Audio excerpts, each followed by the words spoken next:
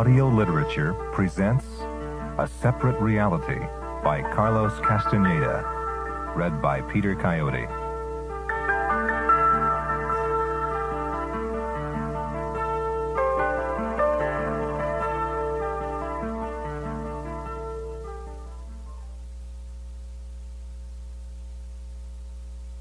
"10 years ago, I had the fortune of meeting a Yaqui Indian from northwestern Mexico.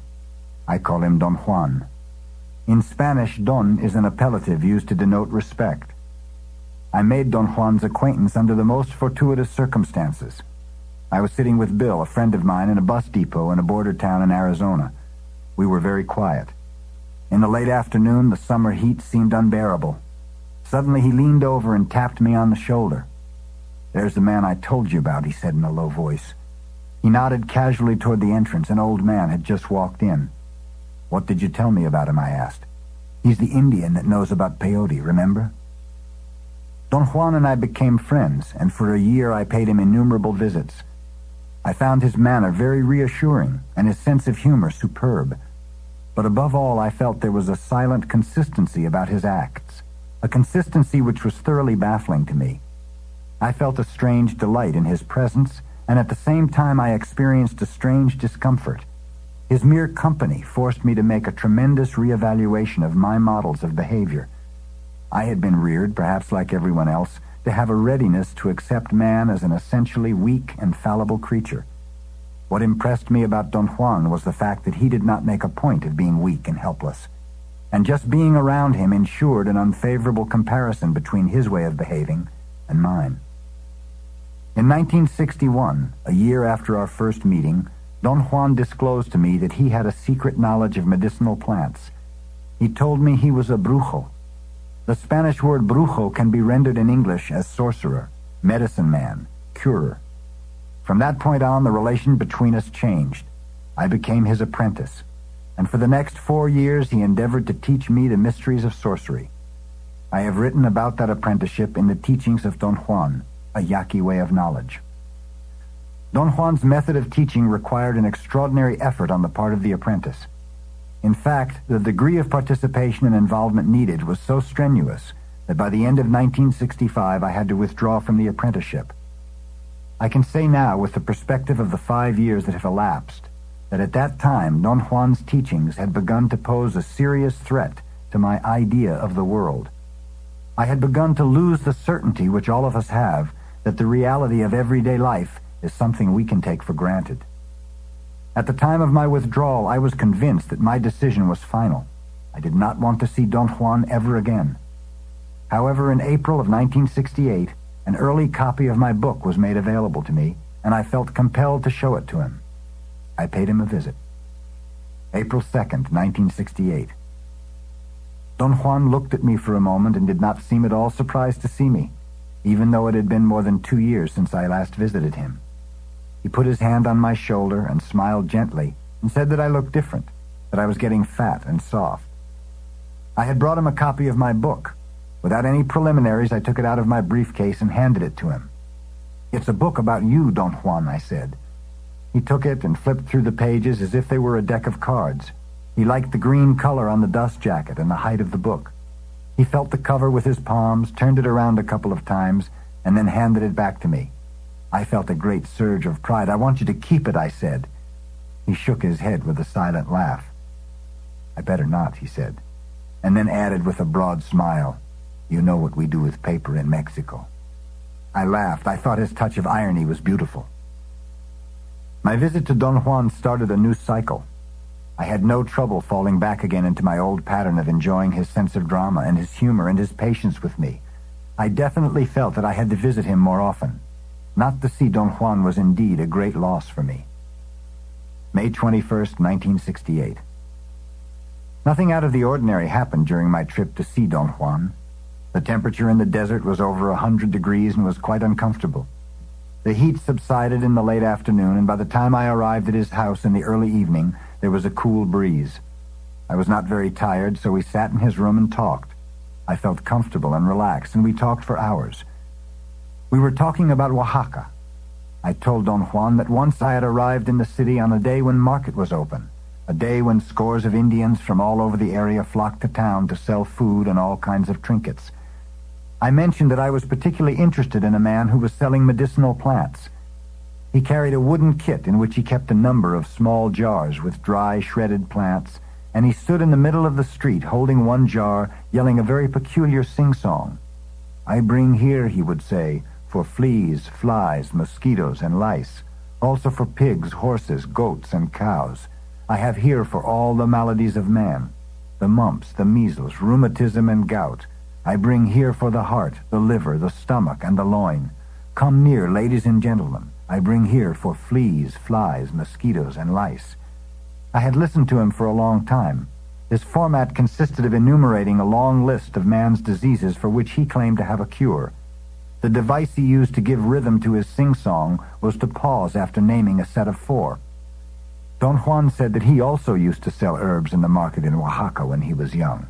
He said he still remembered his selling pitch, and he yelled it for me. He said that he and his friend Vicente used to make concoctions. "Those concoctions were really good," Don Juan said. "My friend Vicente used to make great extracts of plants."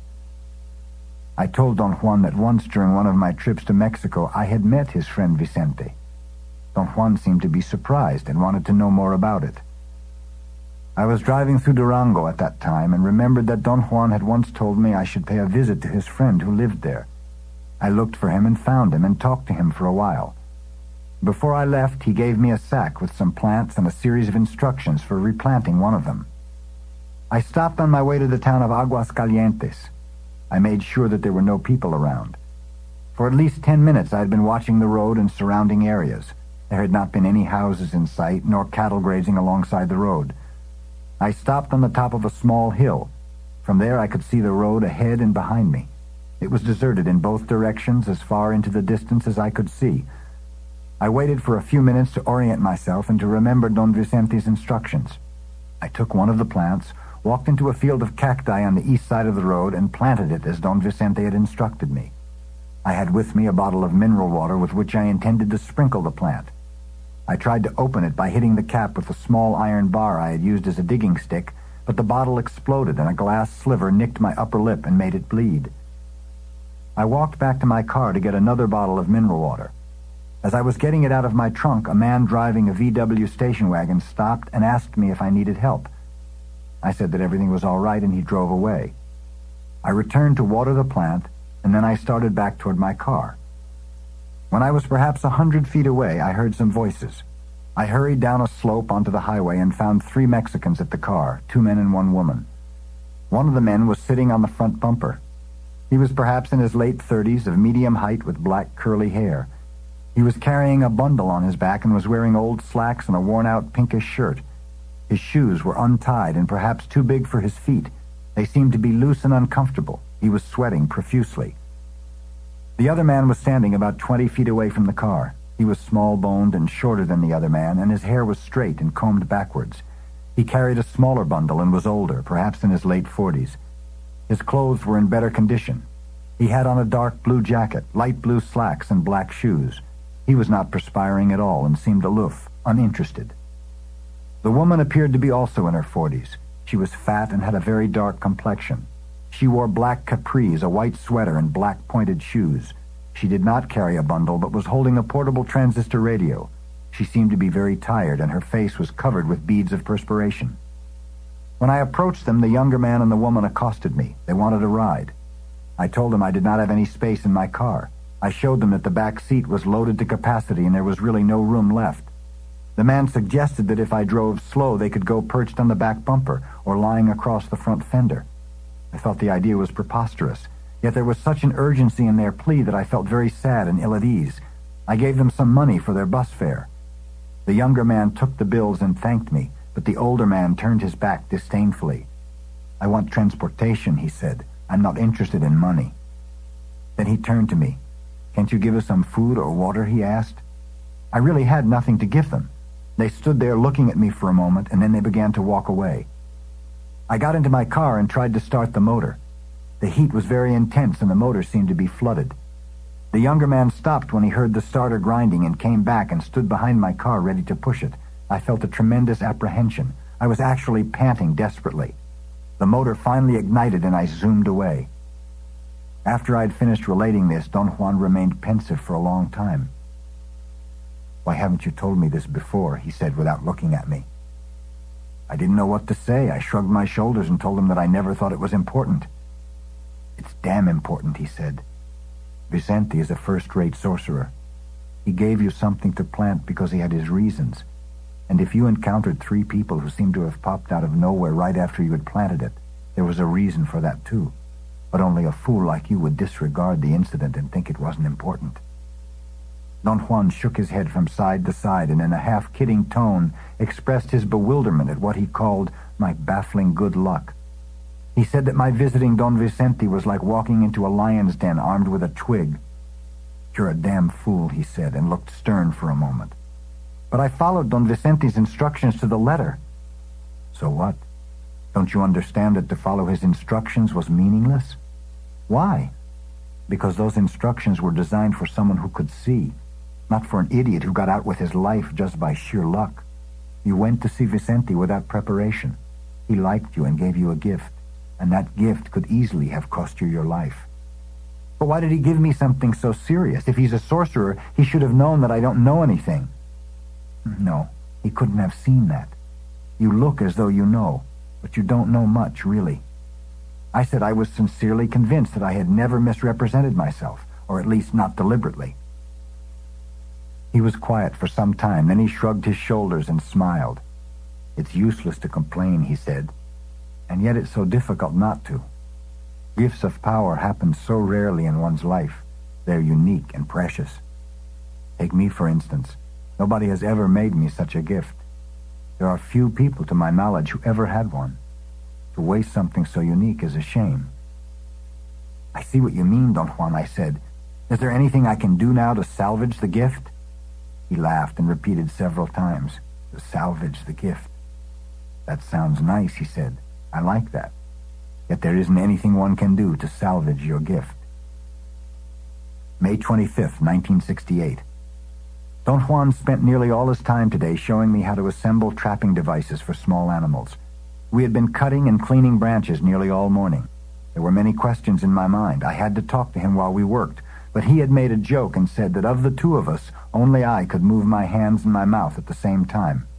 We finally sat down to rest, and I blurted out a question. "Don't I see things as they really are?" "No. Your eyes have learned only to look. Take, for example, the 3 people you encountered, the 3 Mexicans. You've described them in detail and even told me what clothes they wore, and that only proved to me that you didn't see them at all. If you were capable of seeing, you would have known on the spot that they were not people." "They were not people? What were they?" "They were not people, that's all." "But that's impossible. They were just like you and me." "No, they were not. I'm sure of it." Don Juan said that the 3 people I had seen, whom he called those who are not people, los que no son gente, were in reality Don Vicente's allies. Real people look like luminous eggs when you see them. Non-people always look like people. That's what I meant when I said you cannot see an ally. "Do you mean that some of the people I see in the streets are not really people?" I asked, truly bewildered by his statement. "Some of them are not," he said emphatically. On September 4th, 1968, I went to Sonora to visit Don Juan.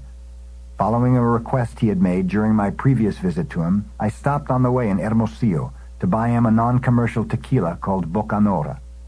His request seemed very odd to me at that time, since I knew he disliked drinking, but I bought 4 bottles and put them in a box along with other things I had brought for him. "Why, you got 4 bottles," he said, laughing when he opened the box. "I asked you to buy me 1. I believe you thought the Bacanora was for me, but it's for my grandson, Lucio, and you have to give it to him as though it's a personal gift of your own." I had met Don Juan's grandson 2 years before. He was 28 years old then. He was very tall, over 6 feet, and was always extravagantly well-dressed for his means and in comparison to his peers. Lucio was delighted to receive the liquor and immediately took the bottles inside his house, apparently to put them away. Don Juan made a casual comment that one should never hoard liquor and drink alone. Lucio's house was a flimsy 2-room dirt floor wattle and daub construction. There were 8 men inside the house, including Don Juan. Lucio addressed the whole group in Spanish and said in a loud voice that we were going to drink one bottle of Bacanora that I had brought for him from Hermosillo. He went into the other room, brought out a bottle, uncorked it, and gave it to me along with a small tin cup. I poured a very small amount into the cup and drank it. The Bacanora seemed to be more fragrant and more dense than regular tequila, and stronger, too. It made me cough. I passed the bottle, and everyone poured himself a small drink, everyone except Don Juan. He just took the bottle and placed it in front of Lucio, who was at the end of the line.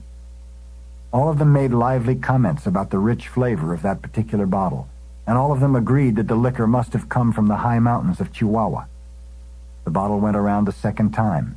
The men smacked their lips, repeated their statements of praise. During the second time around, Don Juan again did not drink, and I poured only a dab for myself, but the rest of them filled the cup to the brim. The bottle went around once more and was finished. "Get the other bottles, Lucio," Don Juan said. Lucio seemed to vacillate, and Don Juan quite casually explained to the others that I had brought 4 bottles for Lucio. "Carlos is learning about mezcalito, and I'm teaching him," Don Juan said. All of them looked at me and smiled politely. Lucio went into the other room and returned with another bottle of Bacanora. He opened it, poured himself a large drink, and then passed it around. The conversation drifted to the probabilities of an American company coming to Sonora and its possible effect on the Yaquis. At one moment, the topics of conversation seemed to wane away.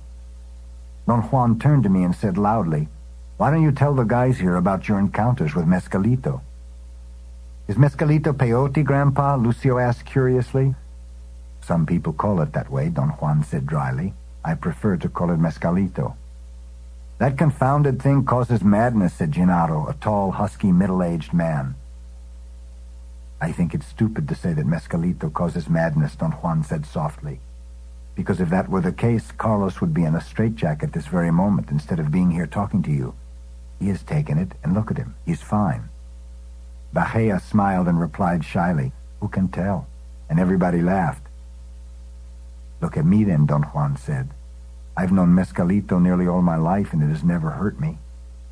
The men did not laugh, but it was obvious that they were not taking him seriously. "On the other hand," Don Juan went on, "it's true that mezcalito drives people crazy, as you said, but that's only when they come to him without knowing what they're doing." Esquerre, an old man who seemed to be Don Juan's age, chuckled softly as he shook his head from side to side. "What do you mean by knowing, Juan?" he asked. "The last time I saw you, you were saying the same thing." "People really go crazy when they take that peyote stuff," Gennaro continued. "I've seen the Huichol Indians eating it. They acted as if they had rabies." "Don Juan says there is a spirit in peyote," Benigno said. "I've seen peyote in the field, but I've never seen spirits or anything of that sort," Bajea added. "Mezcalito is like a spirit, perhaps," Don Juan explained. "But whatever he is doesn't become clear until one knows about him. Bajea says that whoever takes it becomes an animal. Well, I don't see it that way. To me, those who think they are above animals live worse than animals. Look at my grandson here. He works without rest. I would say he lives to work like a mule, and all he does that is not animal-like is to get drunk." Everybody laughed. Victor, a very young man who seemed to be still in adolescence, laughed in a pitch above everybody else. Eligio, a young farmer, had not uttered a single word so far. He was sitting on the floor to my right. "In what way would peyote change all this?" he asked. "It seems to me that a man is born to work all his life, like mules do." "Mezcalito changes everything," Don Juan said. "Yet we still have to work like everybody else, like mules." "How can it change us?" Eligio insisted. "He teaches us the right way to live," Don Juan said. "He helps and protects those who know him. The life you fellows are leading is no life at all. You don't know the happiness that comes from doing things deliberately. You don't have a protector. This is why you fellows are all drunkards. Look at my grandson here." "Cut it out, Grandpa," Lucio protested. "He's not lazy or stupid," Don Juan went on. "But what else does he do beside drink?" "He buys leather jackets," Gennaro remarked, and the whole audience roared. Lucio gulped down more Bacanora. "And how is peyote going to change that?" Eligio asked. "If Lucio would seek the protector," Don Juan said, "his life would be changed. I don't know exactly how, but I'm sure it would be different." "He would stop drinking? Is that what you mean?" Eligio insisted. Perhaps he would. He needs something else beside tequila to make his life satisfying. If you think how little we know and how much there is to see, booze is what makes people crazy. It blurs the images. Mezcalito, on the other hand, sharpens everything. It makes you see so very well, so very well. Lucio and Benigno looked at each other and smiled as though they had already heard the story before. Gennaro and Esquere grew more impatient and began to talk at the same time. Victor laughed above all the other voices. The only one interested seemed to be Eligio. "How can peyote do all that?" he asked. "In the first place," Don Juan explained, "you must want to become acquainted with him, and I think this is by far the most important thing. Then you must be offered to him, and you must meet with him many times before you can say you know him." "And what happens then?" Eligio asked. Gennaro interrupted. "You crap on the roof with your ass on the ground." The audience roared. There was a long pause. The men seemed to be tired. The bottle was empty. Lucio, with obvious reluctance, opened another. "Is peyote Carlos' protector too?" Eligio asked. "I wouldn't know that," Don Juan said. "He's taken it 3 times, so ask him to tell you about it." They all turned to me curiously, and Eligio asked, "Did you really take it?" "Yes, I did." "Didn't it hurt your mouth?" Lucio asked. "It did. It also tasted terrible." "Were you afraid?" Benigno asked. "I certainly was." "Why did you do it then?" Eligio asked. "He said he wanted to know," Lucio answered for me. "I think Carlos is getting to be like my grandpa. Both have been saying they want to know, but nobody knows what in the hell they want to know." "It is impossible to explain that knowing," Don Juan said to Eligio, "because it is different for every man." Eligio seemed to be nervous. He said to Don Juan, "How can peyote change our life? How?" Don Juan did not answer.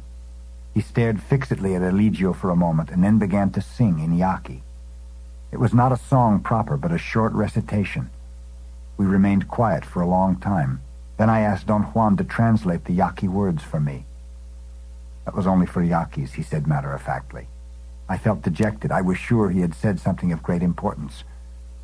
Don Juan got up. "It's time to go home," he said. "Lucio is drunk and Victor is asleep."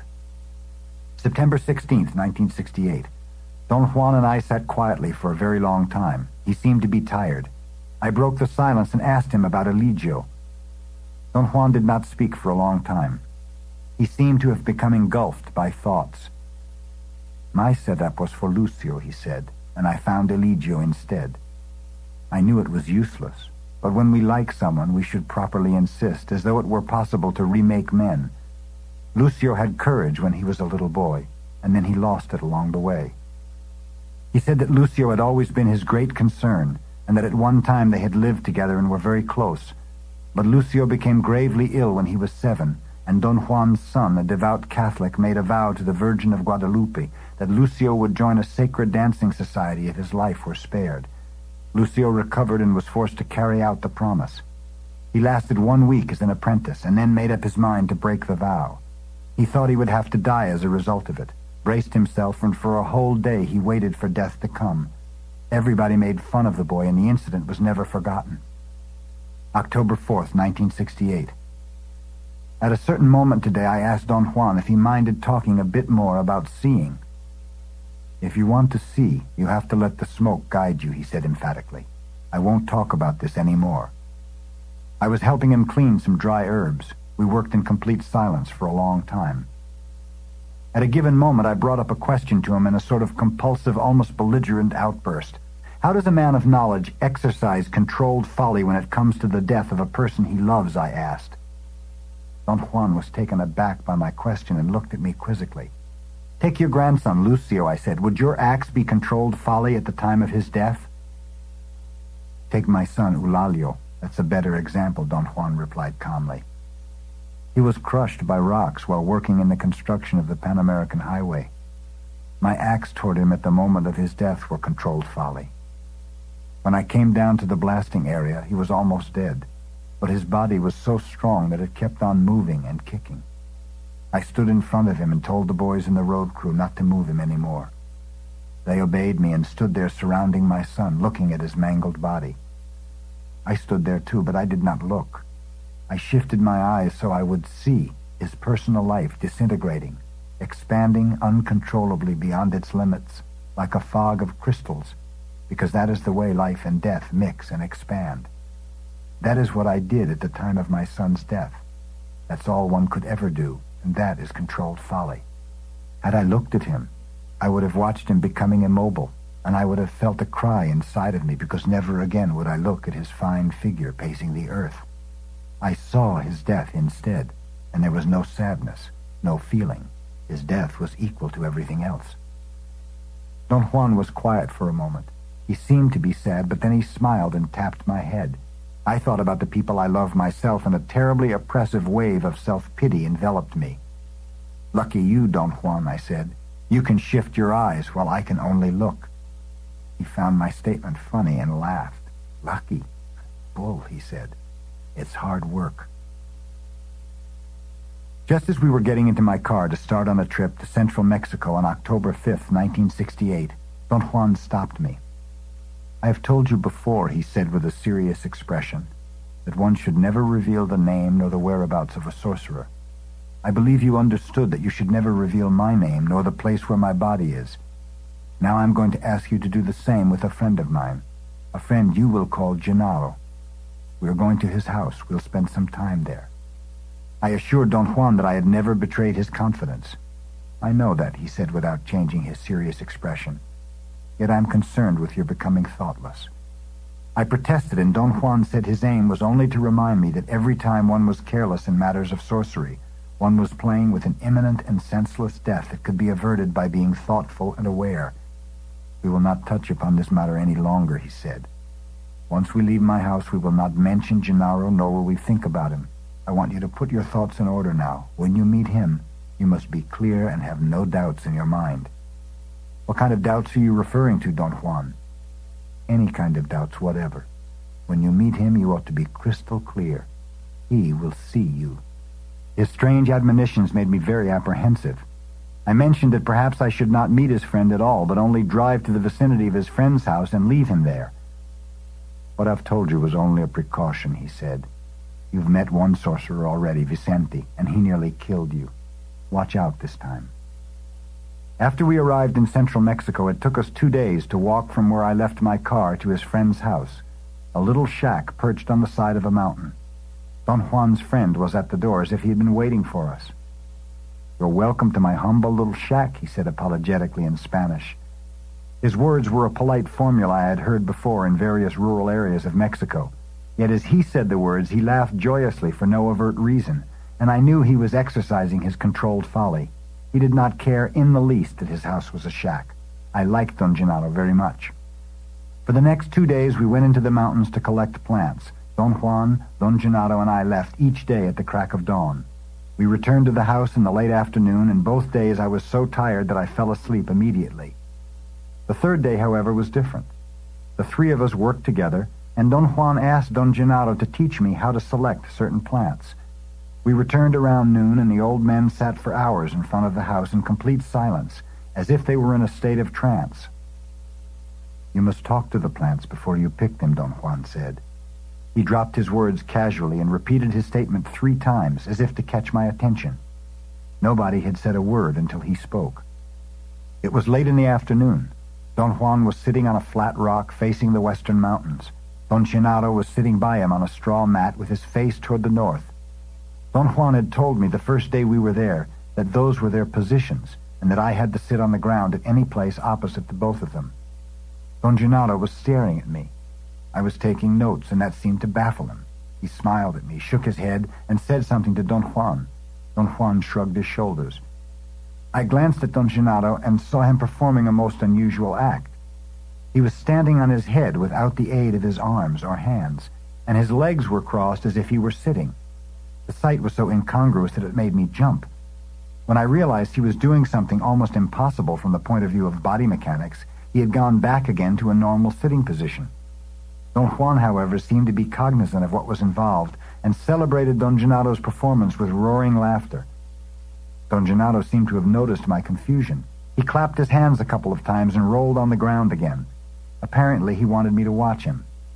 What had at first appeared to be rolling on the ground was actually leaning over in a sitting position and touching the ground with his head. He seemingly attained his illogical posture by gaining momentum, leaning over several times until the inertia carried his body to a vertical stand, so that for an instant he sat on his head. The two of them had another moment of mirth. Then Don Juan became serious again and said that if I did not think of my death, my entire life would be only a personal chaos. He looked very stern. "What else can a man have except his life and his death?" he said to me. At that point I felt it was indispensable to take notes, and I began writing again. Don Gennaro stared at me and smiled. Then he tilted his head back a little and opened his nostrils. He apparently had remarkable control over the muscles operating his nostrils, because they opened up to perhaps twice their normal size. What was most comical about his clowning was not so much his gestures as his own reactions to them. After he enlarged his nostrils, he tumbled down, laughing, and worked his body again into the same strange sitting on his head upside-down posture. Don Juan laughed until tears rolled down his cheeks. I felt a bit embarrassed and laughed nervously. Don Juan looked at me still laughing and said that his friend was portraying me, that my tendency was to open my nostrils whenever I wrote, and that Don Gennaro thought that trying to become a sorcerer by taking notes was as absurd as sitting on one's head, and thus he had made up the ludicrous posture of resting the weight of his sitting body on his head. "Perhaps you don't think it's funny," Don Juan said, "but only Gennaro can work his way up to sitting on his head, and only you can think of learning to be a sorcerer by writing your way up." They both had another explosion of laughter, and Don Gennaro repeated his incredible movement. I liked him. There was so much grace and directness in his acts. "Which direction is the wind?" Don Gennaro asked casually. Don Juan pointed to the west with a movement of his head. "I'd better go where the wind blows," Don Gennaro said with a serious expression. He then turned and shook his finger at me.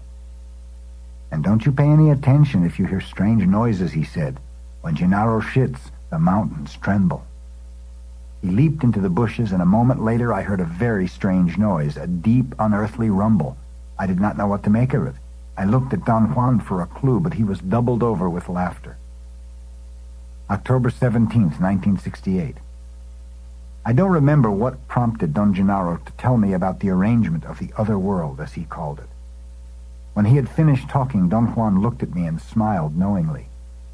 "Talking is not Gennaro's predilection," he said, "but if you care to get a lesson, he will teach you about the equilibrium of things."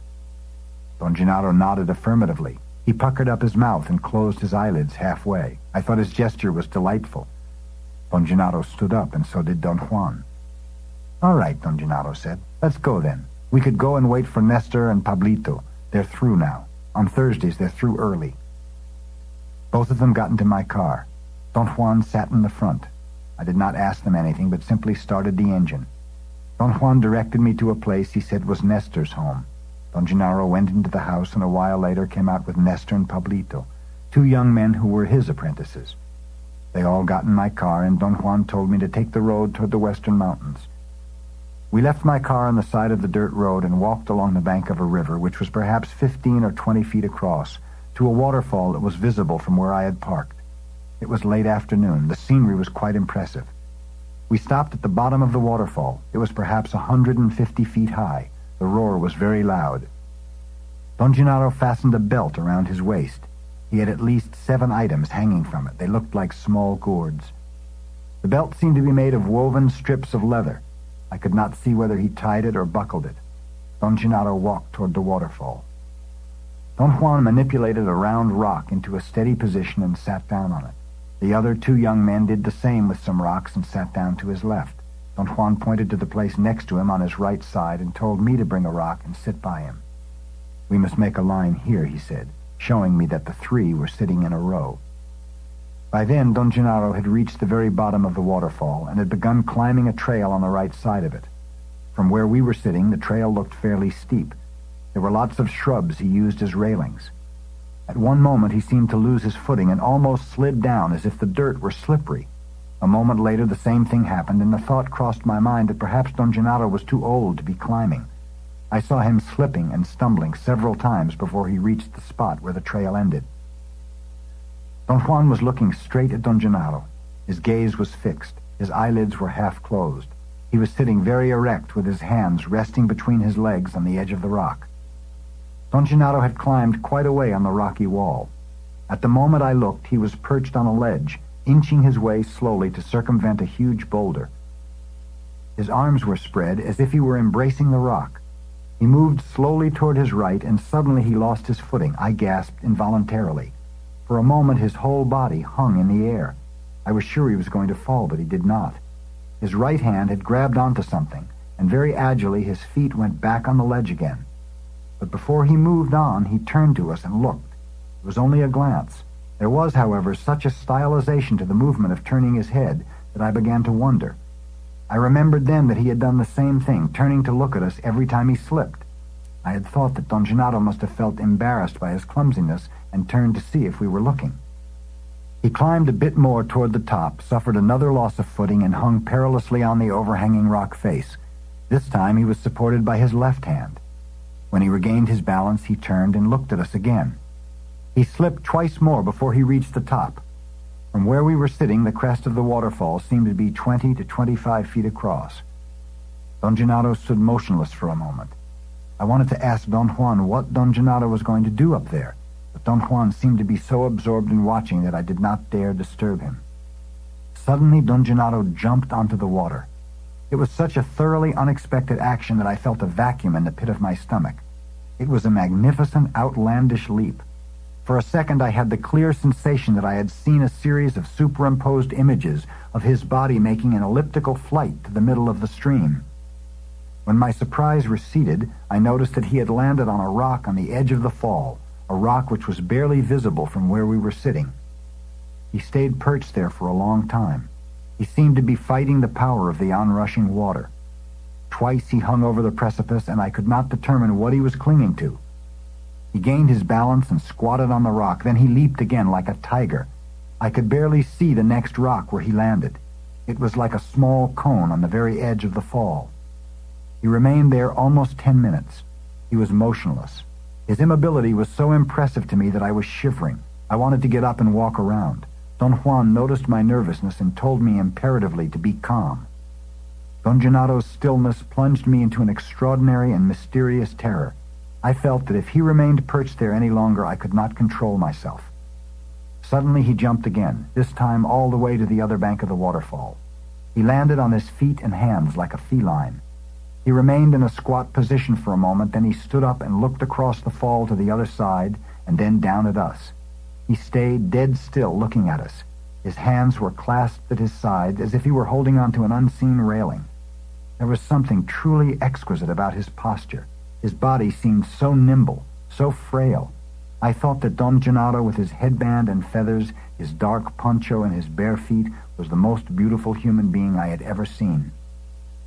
He threw his arms up suddenly, lifted his head, and flipped his body swiftly in a sort of lateral somersault to his left. The boulder where he had been standing was round, and when he jumped, he disappeared behind it. Huge drops of rain began to fall at that moment. Don Juan got up, and so did the two young men. Their movement was so abrupt that it confused me. Don Gennaro's masterful feat had thrown me into a state of profound emotional excitement. I felt he was a consummate artist, and I wanted to see him right then, to applaud him. I strained to look on the left side of the waterfall to see if he was coming down, but he was not. I insisted on knowing what happened to him. Let him be wherever he is. Perhaps he is an eagle flying to the other world, or perhaps he has died up there. It doesn't matter now. October 23rd, 1968. Don Juan casually mentioned that he was going to make another trip to central Mexico in the near future. Are you going to visit Don Gennaro? I asked. Perhaps, he said without looking at me. He's all right, isn't he, Don Juan? I mean, nothing bad happened to him up there on top of the waterfall, did it? Nothing happened to him. He is sturdy. Don Juan looked at me and said in a mischievous tone, You're dying to ask me about Gennaro's lesson, aren't you? I laughed with embarrassment. I had been obsessed with everything that took place at the waterfall. Gennaro risked a great deal to show you something magnificent. Too bad you can't see. Seeing is very difficult, he said. I begged him to explain his statement. Seeing is not a matter of talk, he said imperatively. Obviously, he was not going to tell me anything more, so I gave up and left the house to run some errands for him. When I returned, it was already dark. We had something to eat, and afterwards we walked out to the Ramada. We had no sooner sat down than Juan began to talk about Don Gennaro's lesson. He said that Don Gennaro, being a master of balance, could perform very complex and difficult movements. The action of sitting on his head without the aid of his hands was at best a freakish stunt that lasted only an instant. In Don Gennaro's opinion, writing about seeing was the same. That is, it was a precarious maneuver, as odd and as unnecessary as sitting on one's head.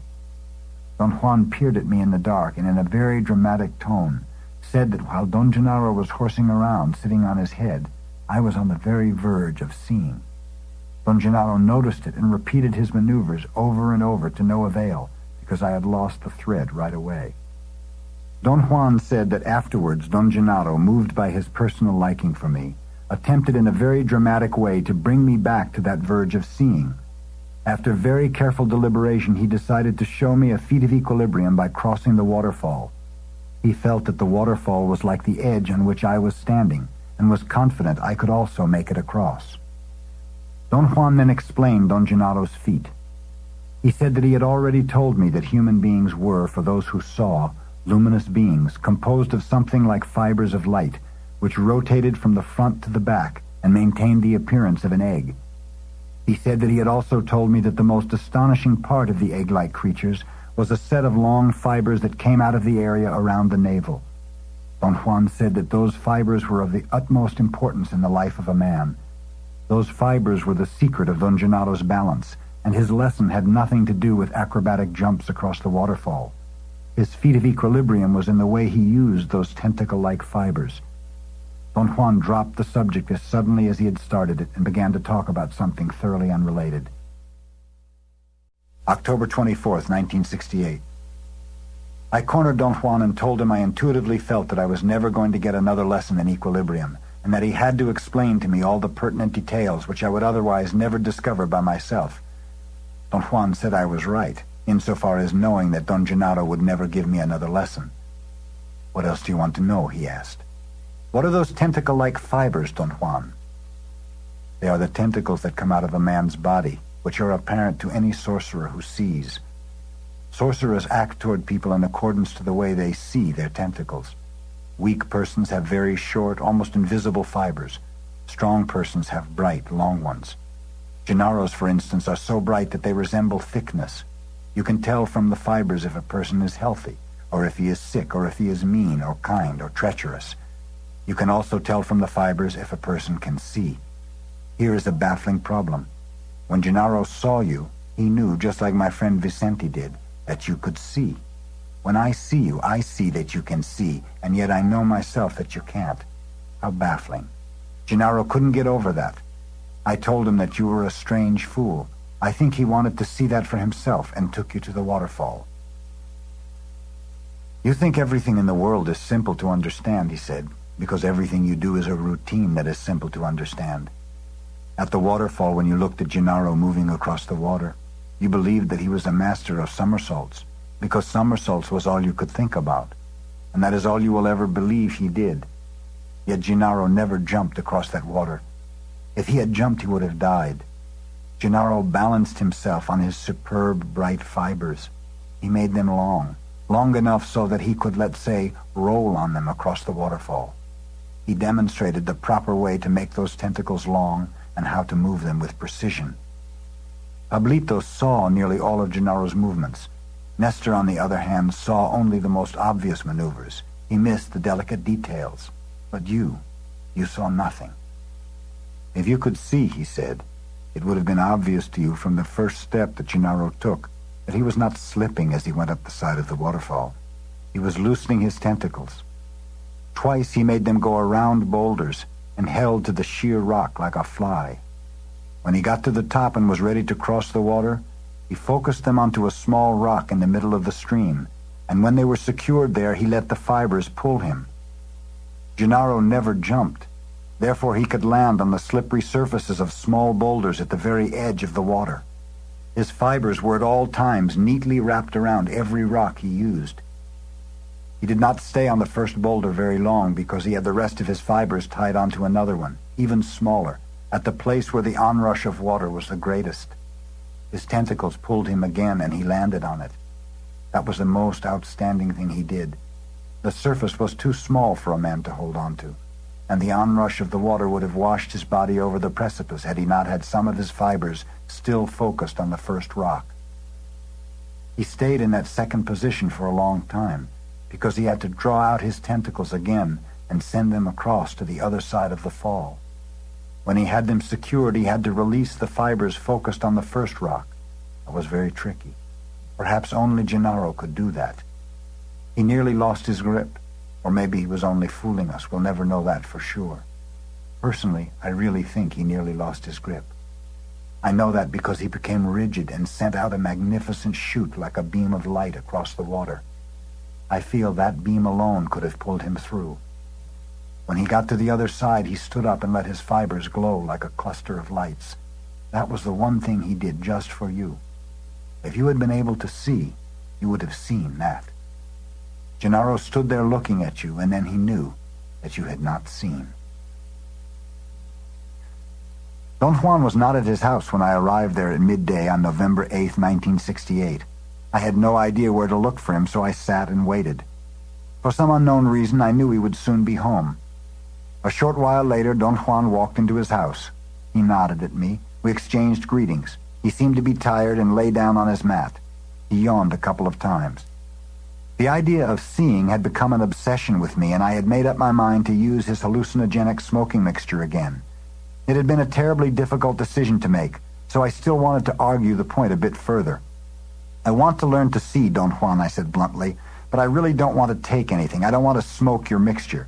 Do you think there is any chance I could learn to see without it?" He sat up, stared at me for a moment, and lay down again. "No," he said. "You'll have to use the smoke. Seeing is not so simple, and only the smoke can give you the speed you need to catch a glimpse of that fleeting world. Otherwise, you will only look." The next day, November 9th, Don Juan let me eat only a morsel of food and told me to rest. I lay around all morning, but I could not relax. I had no idea what Don Juan had in mind, but worst of all, I was not certain what I had in mind myself. "You haven't prepared your mixture for 3 years," he said suddenly. "You'll have to smoke my mixture, so let's say that I have collected it for you. You'll need only a bit of it. I will fill the pipe's bowl once. You will smoke all of it and then rest. Then the keeper of the other world will come. You will do nothing but observe it. Observe how it moves. Observe everything it does. Your life may depend on how well you watch."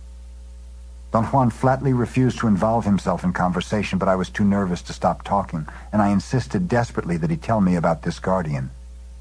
"You'll see it," he said casually. "It guards the other world." With that, Don Juan went inside the house. I followed him into his room. Wait, Don Juan, what are you going to do?" He did not answer. He took his pipe out of a bundle and sat down on a straw mat in the center of the room, looking at me inquisitively. He seemed to be waiting for my consent. "You're a fool," he said softly. "You're not afraid. You just say you're afraid." He shook his head slowly from side to side. Then he took the little bag with the smoking mixture and filled the pipe bowl. "I am afraid, Don Juan. I'm really afraid." "No, it's not fear." I paced up and down the room in front of Don Juan, who was still sitting on his mat, holding his pipe and looking at me inquisitively. And upon considering the matter, I arrived at the conclusion that what I felt instead of my usual fear was a profound sense of displeasure, a discomfort at the mere thought of the confusion created by the intake of hallucinogenic plants. Don Juan stared at me for an instant. Then he looked past me, squinting as if he were struggling to detect something in the distance. I kept walking back and forth in front of him until he forcefully told me to sit down and relax. We sat quietly for a few minutes. "You don't want to lose your clarity, do you?" he said abruptly. "That's very right, Don Juan," I said. He laughed with apparent delight. "Clarity, the second enemy of a man of knowledge, has loomed upon you. You're not afraid," he said reassuringly, "but now you hate to lose your clarity. And since you're a fool, you call that fear." He chuckled. "Get me some charcoals," he ordered. His tone was kind and reassuring. I got up automatically and went to the back of the house and gathered some small pieces of burning charcoal from the fire, put them on top of a small stone slab, and returned to the room. "Come out here to the porch," Don Juan called loudly from outside. He He placed a straw mat on the spot where I usually sit.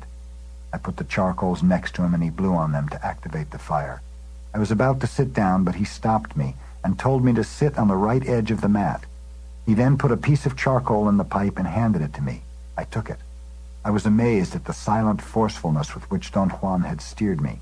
I could not think of anything to say. I had no more arguments. I was convinced that I was not afraid, but only unwilling to lose my clarity. Puff, puff, he ordered me gently. Just one bowl this time. I sucked on the pipe and heard the chirping of the mixture catching on fire. I felt an instantaneous coat of ice inside my mouth and my nose. I took another puff and the coating extended to my chest. When I had taken the last puff, I felt that the entire inside of my body was coated with a peculiar sensation of cold warmth. Don Juan took the pipe away from me and tapped the bowl on his palm to loosen the residue. Then, as he always does, he wet his finger with saliva and rubbed it inside the bowl. My body was numb, but I could move. I changed positions to sit more comfortably. "What's going to happen?" I asked. I had some difficulty vocalizing. Don Juan very carefully put his pipe inside its sheath and rolled it up in a long piece of cloth. Then he sat up straight, facing me. I felt dizzy. My eyes were closing involuntarily. Don Juan shook me vigorously and ordered me to stay awake. He said I knew very well that if I fell asleep I would die. That jolted me. It occurred to me that Don Juan was probably just saying that to keep me awake, but on the other hand it also occurred to me that he might be right. I opened my eyes as wide as I could, and that made Don Juan laugh. He said that I had to wait for a while and keep my eyes open all the time, and that at a given moment I would be able to see the guardian of the other world. I felt a very annoying heat all over my body. I tried to change position, but I could not move anymore. I wanted to talk to Don Juan. The words seemed to be so deep inside of me that I could not bring them out. Then I tumbled on my left side and found myself looking at Don Juan from the floor. He leaned over and ordered me in a whisper not to look at him, but to stare fixedly at a point on my mat which was directly in front of my eyes. He said that I had to look with one eye, my left eye, and that sooner or later I would see the guardian. I fixed my stare on the spot he had pointed to, but I did not see anything. At a certain moment, however, I noticed a gnat flying in front of my eyes. It landed on the mat. I followed its movements. It came very close to me, so close that my visual perception blurred. And then, all of a sudden, I felt as if I had stood up. It was a very puzzling sensation that deserved some pondering, but there was no time for that. I had the total sensation that I was looking straight onward from my usual eye level, and what I saw shook up the last fiber of my being. There is no other way to describe the emotional jolt I experienced. Right there, facing me a short distance away, was a gigantic, monstrous animal, a truly monstrous thing. Never in the wildest fantasies of fiction had I encountered anything like it. I looked at it in complete, utmost bewilderment. The first thing I really noticed was its size. I thought for some reason it must be close to 100 feet tall. It seemed to be standing erect, although I could not figure out how it stood. Next I noticed that it had wings, 2 short, wide wings. At that point I became aware that I insisted on examining the animal as if it were an ordinary sight. That is, I looked at it. However, I could not really look at it in the way I was accustomed to looking. I realized that I was rather noticing things about it, as if the picture were becoming more clear as parts were added. Its body was covered with tufts of black hair. It had a long muzzle and was drooling. Its eyes were bulgy and round like 2 enormous white balls. Then it began to beat its wings. It was not the flapping motion of a bird's wings, but a kind of flickering, vibratory tremor. It gained speed and began circling in front of me. It was not flying, but rather skidding with astonishing speed and agility just a few inches above the ground. For a moment I found myself engrossed in watching it move. I thought that its movements were ugly, and yet its speed and easiness were superb. It circled twice in front of me, vibrating its wings, and whatever was drooling out of its mouth flew in all directions. Then it turned around and skidded away at an incredible speed until it disappeared in the distance.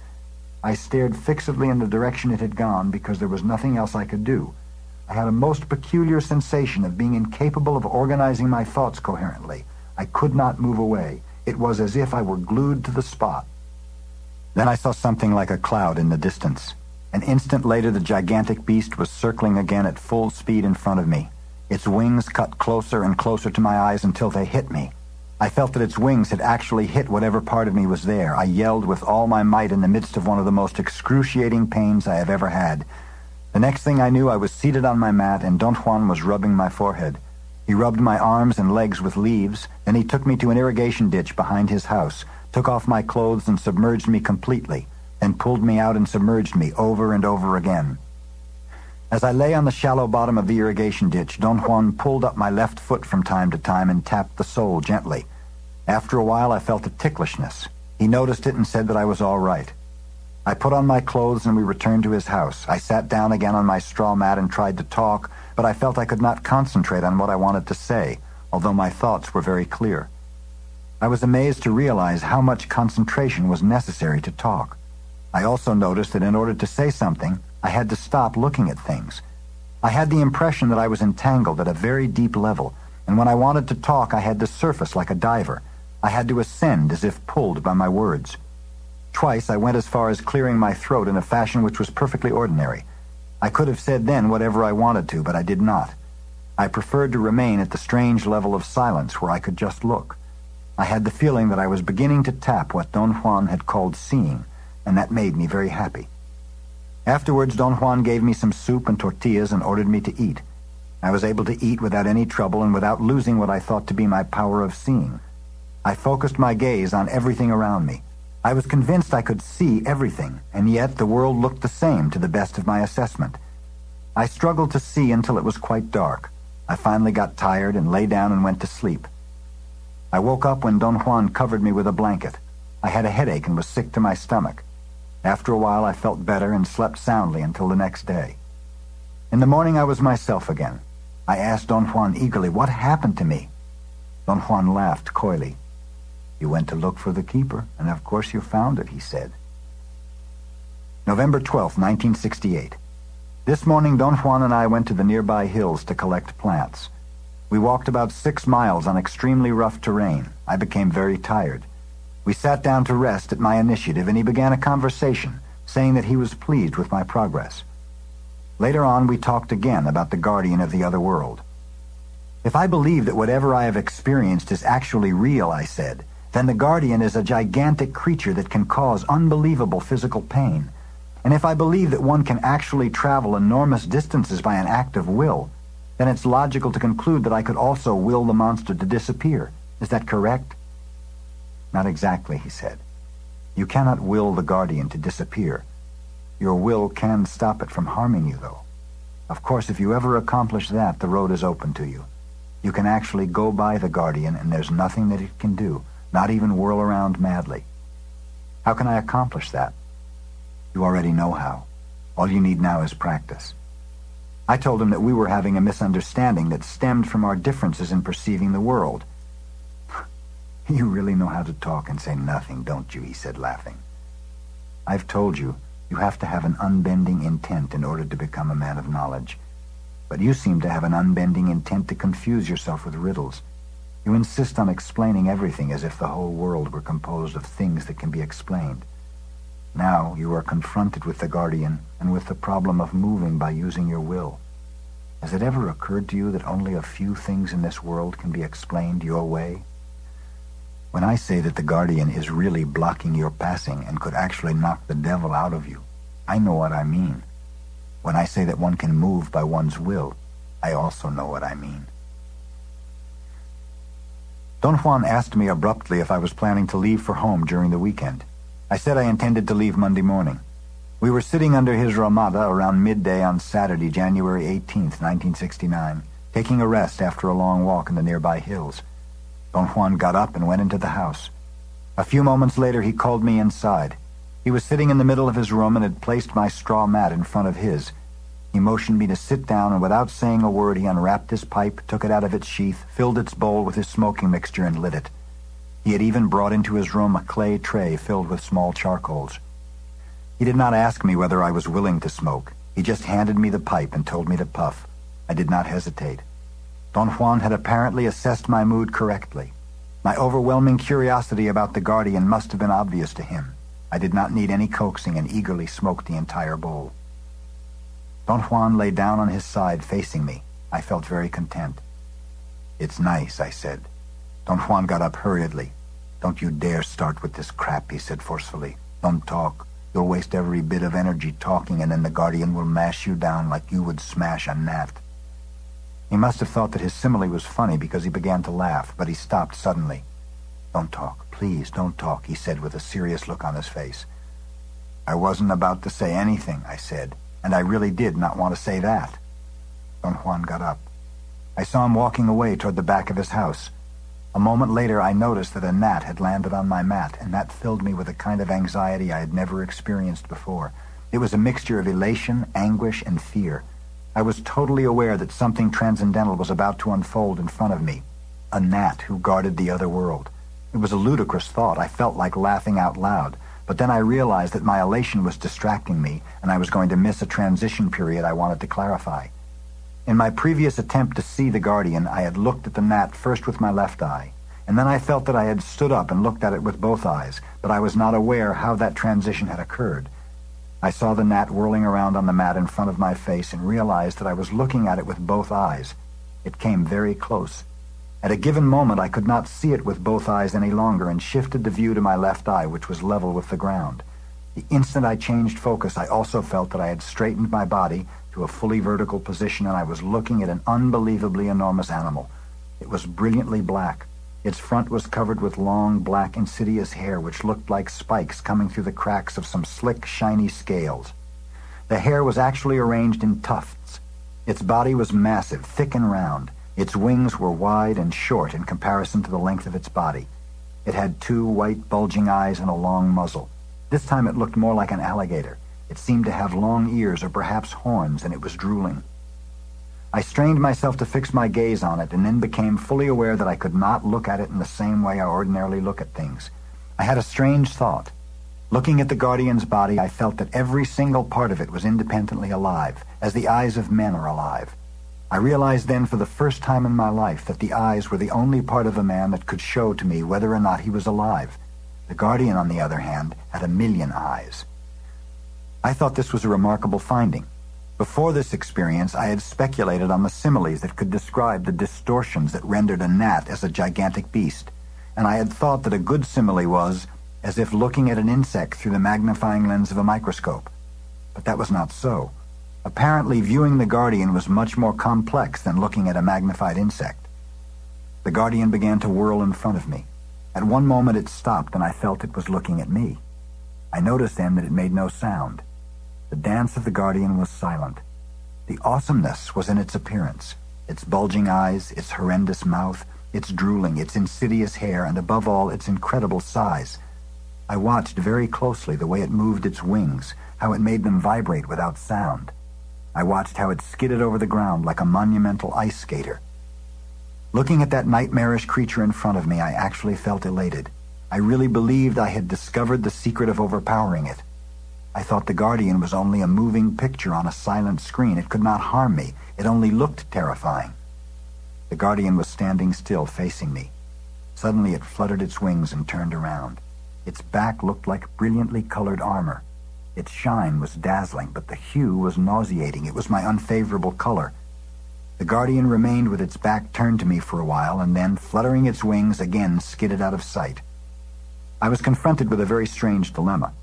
I honestly believed that I had overpowered it by realizing that it presented only a picture of wrath. My belief was perhaps due to Don Juan's insistence that I knew more than I was willing to admit. At any rate, I felt I had overcome the Guardian and the path was free, yet I did not know how to proceed. Don Juan had not told me what to do in such a case. I tried to turn and look behind me, but I was unable to move. However, I could see very well over the major part of a 180-degree range in front of my eyes, and what I saw was a cloudy, pale yellow horizon. It seemed gaseous. A sort of lemon hue uniformly covered all I could see. It seemed that I was on a plateau filled with vapors of sulfur. Suddenly the Guardian appeared again at a point on the horizon. It made a wide circle before stopping in front of me. Its mouth was wide open like a huge cavern. It had no teeth. It vibrated its wings for an instant, and then it charged at me. It actually charged at me like a bull, and with its gigantic wings it swung at my eyes.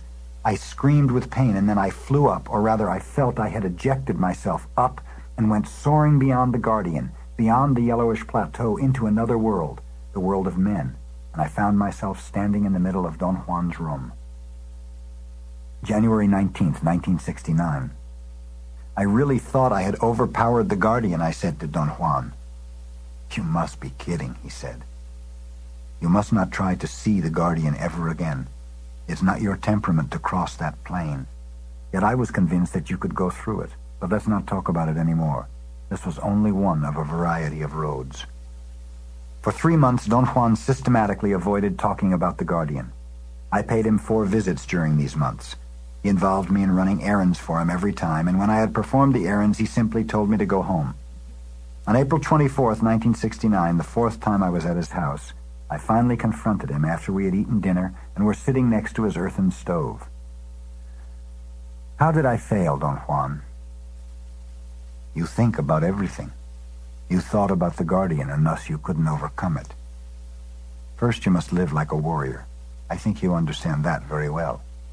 I wanted to interject something in my defense, but he gestured with his hand to be quiet. Your life is fairly tight. You've faithfully carried out everything I've told you to do. Everything that my benefactor taught me in the first stage of learning I've passed on to you. The rule is right. The steps cannot be changed. You've done everything one has to do, and yet you don't see. But to those who see, like Gennaro, you appear as though you see. I rely on that, and I'm fooled.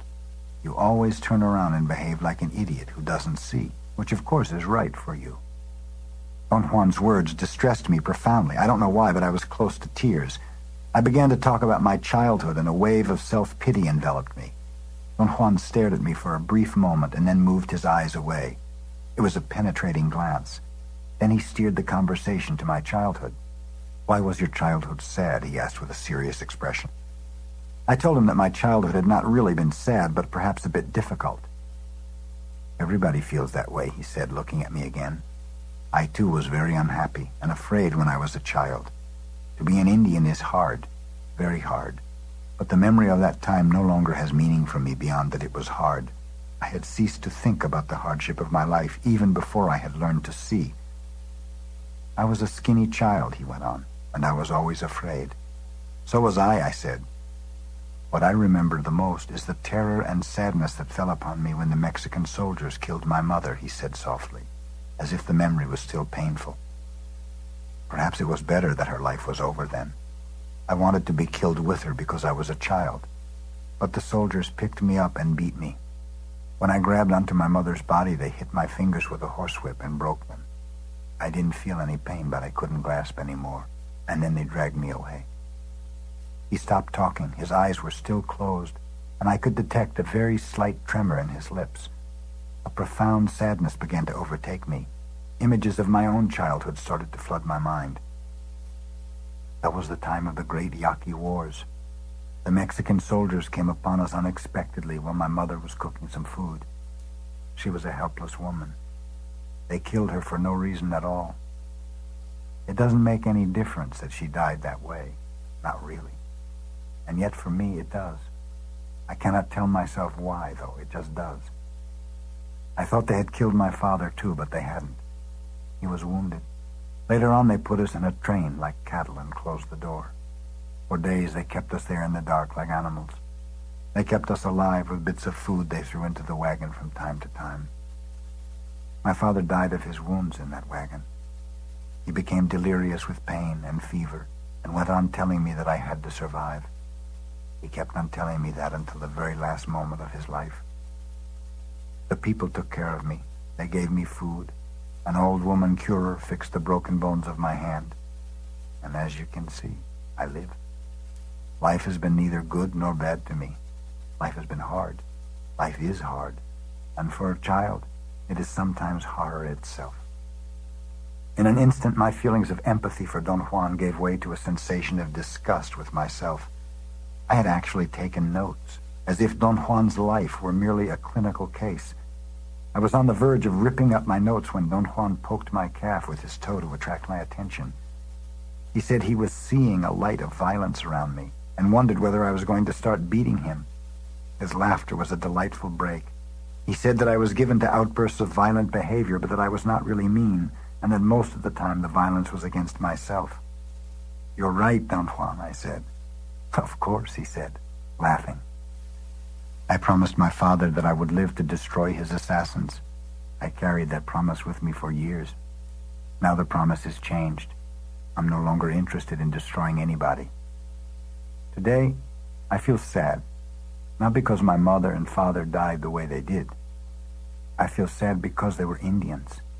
They lived like Indians and died like Indians, and never knew that they were, before anything else, men. I went back to visit Don Juan on May 30th, 1969, and bluntly told him that I wanted to take another crack at seeing. He shook his head negatively and laughed, and I felt compelled to protest. He told me I had to be patient and the time was not right, but I doggedly insisted I was ready. He did not seem annoyed with my nagging requests. He tried, nevertheless, to change the subject. I did not let go and asked him to advise me what to do in order to overcome my impatience. You must act like a warrior, he said. How? One learns to act like a warrior by acting, not by talking. You must completely forget the Guardian before you can again embark on the quest of seeing, he said. How can anyone forget the Guardian? A warrior has to use his will and his patience to forget. In fact, a warrior has only his will and his patience, and with them he builds anything he wants. But I'm not a warrior. You have started learning the ways of sorcerers. You have no more time for retreats or for regrets. You only have time to live like a warrior and work for patience and will, whether you like it or not. Well, how does a warrior work for them? Don Juan thought for a long time before answering. I think there's no way of talking about it, he finally said, especially about will. Will is something very special. It happens mysteriously. There's no real way of telling how one uses it, except that the results of using the will are astounding. Perhaps the first thing that one should do is to know that one can develop the will. A warrior knows that and proceeds to wait for it. Your mistake is not to know that you are waiting for your will. My benefactor told me that a warrior knows that he is waiting and knows what he is waiting for. In your case, you know that you're waiting. You've been here with me for years, yet you don't know what you are waiting for. It is very difficult, if not impossible, for the average man to know what he is waiting for. A warrior, however, has no problems. He knows that he is waiting for his will. Is will the control we may have over ourselves? I asked. You may say that it is a kind of control. Do you think I can exercise my will, for instance, by denying myself certain things? Such as asking questions, he interjected. He said it in such a mischievous tone that I had to stop writing to look at him. We both laughed. No, he said. Denying yourself is an indulgence, and I don't recommend anything of the kind. That is the reason why I let you ask all the questions you want. If I told you to stop asking questions, you might warp your will trying to do that. The indulgence of denying is by far the worst. It forces us to believe that we are doing great things, when in effect we are only fixed within ourselves. I've told you that when you talk, you only get confused, he said, and laughed. But at least now you know you were waiting for your will. You still don't know what it is or how it could happen to you, so watch carefully everything you do. The very thing that could help you develop your will is amidst all the little things you do. My benefactor said that when a man embarks on the paths of sorcery, he becomes aware in a gradual manner that ordinary life has been forever left behind, that knowledge is indeed a frightening affair, that the means of the ordinary world are no longer a buffer for him, and that he must adopt a new way of life if he is going to survive. The first thing he ought to do at that point is to want to become a warrior, a very important step and decision. The frightening nature of knowledge leaves one no alternative but to become a warrior. By the time knowledge becomes a frightening affair, the man also realizes that death is the irreplaceable partner that sits next to him on the mat. Every bit of knowledge that becomes power has death as its central force. Death lends the ultimate touch, and whatever is touched by death indeed becomes power. A man who follows the paths of sorcery is confronted with imminent annihilation every turn of the way, and unavoidably he becomes keenly aware of his death. Without the awareness of death, he would be only an ordinary man, involved in ordinary acts. He would lack the necessary potency, the necessary concentration that transforms one's ordinary time on earth into magical power.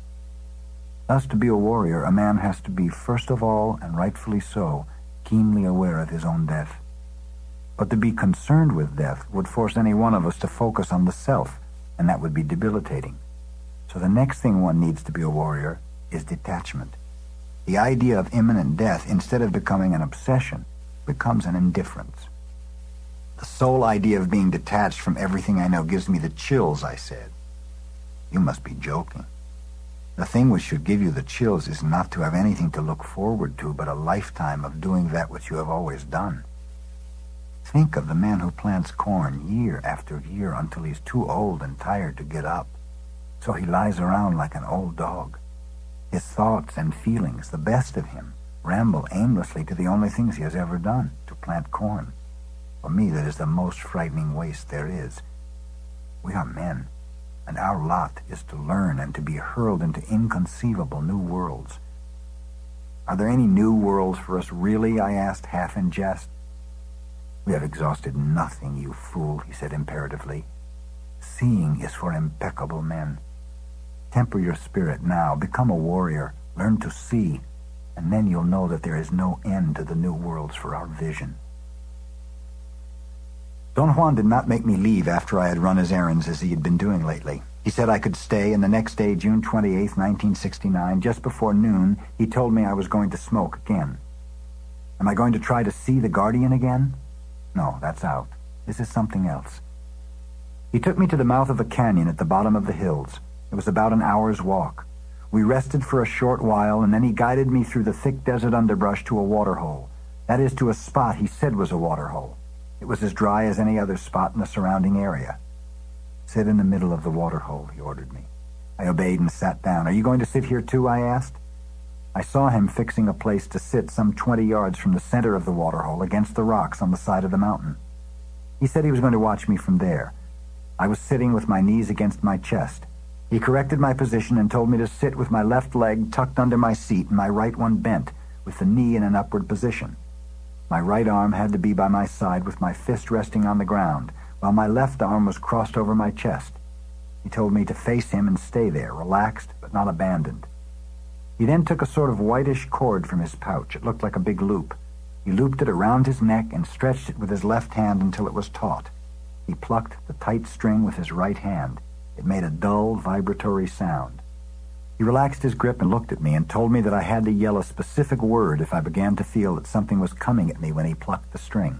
I asked what was supposed to come at me, and he told me to shut up. He signaled me with his hand that he was going to commence. I had a moment of genuine apprehension. I wanted to inquire about the reason for our being there, but he did not give me time and began plucking the string. He did it various times at regular intervals of perhaps 20 seconds. I noticed that as he kept plucking the string, he augmented the tension. I could clearly see that his arms and neck were shivering under the stress. The sound became more clear, and I realized then that he added a peculiar yell every time he plucked the string. The combined sound of the tense string and the human voice produced a weird, unearthly reverberation. Don Juan relaxed his grip and looked at me. While he played, his back was turned to me, and he was facing the southeast as I was. When he relaxed, he faced me. Don't look at me when I play, he said. Don't close your eyes, though, not for anything. Look at the ground in front of you and listen. He tensed the string again and began playing. I looked at the ground and concentrated on the sound he was making. I had never heard the sound before in my life. I became very frightened. The eerie reverberation filled the narrow canyon and began to echo. In fact, the sound Don Juan was making was coming back to me as an echo from all around the canyon walls. Don Juan must have also noticed that and increased the tension on his string. Although Don Juan had changed the pitch, the echo seemed to subside, and then it seemed to concentrate on one point toward the southeast. Don Juan reduced the tension of the string by degrees until I heard a final dull twang. He put the string inside his pouch and walked toward me. He helped me stand up. I noticed then that the muscles of my arms and legs were stiff like rocks. I was literally soaked in perspiration. I had no idea I had been perspiring so heavily. Drops of sweat ran into my eyes and made them burn. Don Juan practically dragged me out of the place. I tried to say something, but he put his hand over my mouth. Instead of leaving the canyon the way we had come in, Don Juan made a detour. We climbed the side of the mountain and ended up in some hills very far from the mouth of the canyon. We walked in dead silence to his house. It was already dark by the time we got there. "I have the proper thing for you to do," Don Juan said to me as soon as I woke up the next morning. "You will start it today. There isn't much time, you know." "What was the string you played, Don Juan?" "A spirit catcher. Mine is a wild boar. When you get one, you will realize that it is alive and can teach you the different sounds it likes. With practice, you will get to know your spirit catcher so well that together you will make sounds full of power." "Why did you take me to look for the spirit of the waterhole, Don Juan?" "You'll know that very soon." Around 10 o'clock the next morning, Don Juan took his pipe out of its sheath, filled it with smoking mixture, then handed it to me and told me to carry it to the bank of the stream. Don Juan made me smoke twice the amount I had smoked during previous attempts. At a given moment, he leaned over and whispered in my right ear that he was going to teach me how to use the water in order to move. I tried to focus my gaze on the water, but its movement distracted me.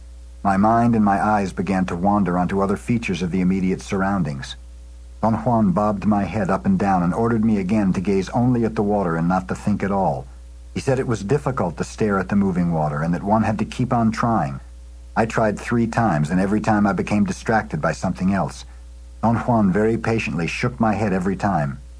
Finally, I noticed that my mind and my eyes were focusing on the water.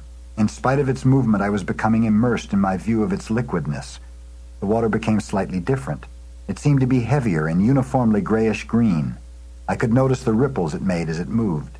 The ripples were extremely sharp. And then suddenly I had the sensation that I was not looking at a mass of moving water, but at a picture of water. What I had in front of my eyes was a frozen segment of the running water. The ripples were immobile. I could look at every one of them. Then they began to acquire a green phosphorescence, and a sort of green fog oozed out of them. The fog expanded in ripples, and as it moved, its greenness became more brilliant, until it was a dazzling radiance that covered everything. "Look at the water in front of you," I heard him saying. "But don't let its sound carry you anywhere.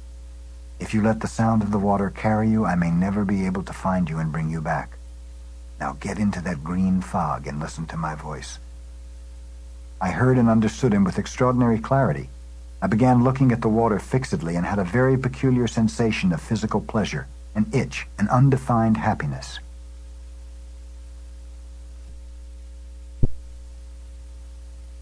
For an instant I saw the fizzling as a slow expansion of green matter. It was a silent explosion. The water burst into a brilliant green mist which expanded until it had enveloped me. I remained suspended in it until a very sharp, sustained, shrill noise shook everything. The fog seemed to congeal into the usual features of the water's surface. The shrill noise was Don Juan yelling, "Hey!" close to my ear. He told me to pay attention to his voice and go back into the fog and wait there until he called me.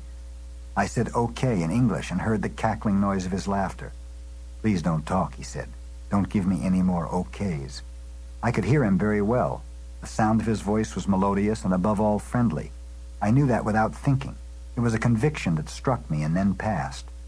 Don Juan's voice ordered me to focus all my attention on the fog but not abandon myself to it. He said repeatedly that a warrior did not abandon himself to anything, not even to his death. I became immersed in the mist again and noticed that it was not fog at all, or at least it was not what I conceived fog to be like. The fog-like phenomenon was composed of tiny bubbles, round objects that came into my field of vision and moved out of it with a quality. I watched their movement for a while, then a loud, distant noise jolted my attention and I lost my capacity to focus and could no longer perceive the tiny bubbles. All I was aware of then was a green, amorphous, fog-like glow. I heard the loud noise again, and the jolt it gave dispelled the fog at once, and I found myself looking at the water of the irrigation ditch. Then I heard it again, much closer. It was Don Juan's voice. He was telling me to pay attention to him, because his voice was my only guide. He ordered me to look at the bank of the stream and at the vegetation directly in front of me. After a few moments, Don Juan ordered me to return to the fog and asked me again to pay attention to his voice, because he was going to guide me so I could learn how to move. He said that once I saw the bubbles, I should board one of them and let it carry me. I obeyed him and was at once surrounded by the green mist, and then I saw the tiny bubbles. Don Juan's voice kept on urging me to follow one of them and mount it. I wondered how I was supposed to do that, and automatically I voiced the word, "how." I felt that the word was very deep inside me, and as it came out, it carried me to the surface. The word was like a buoy that emerged out of my depth. I heard myself saying, "how," and I sounded like a dog howling. Don Juan howled back, also like a dog, and then he made some coyote sounds and laughed. I thought it was very funny, and I actually laughed. Don Juan told me very calmly to let myself become affixed to a bubble by following it. Go back again, he said. Go into the fog. Into the fog. I went back and noticed that the movement of the bubbles had slowed down, and they had become as large as basketballs. I viewed them as if I were looking through a window. That is, the frame of the window did not allow me to follow them, but only permitted me to view them coming into and going out of my field of perception. When I ceased to view them as bubbles, however, I was capable of following them. In the act of following them, I became affixed to one of them, and I floated with it. I truly felt I was moving. In fact, I was the bubble, or that thing which resembled a bubble. Then I heard the shrill sound of Don Juan's voice. It jolted me, and I lost my feeling of being it. The sound was extremely frightening.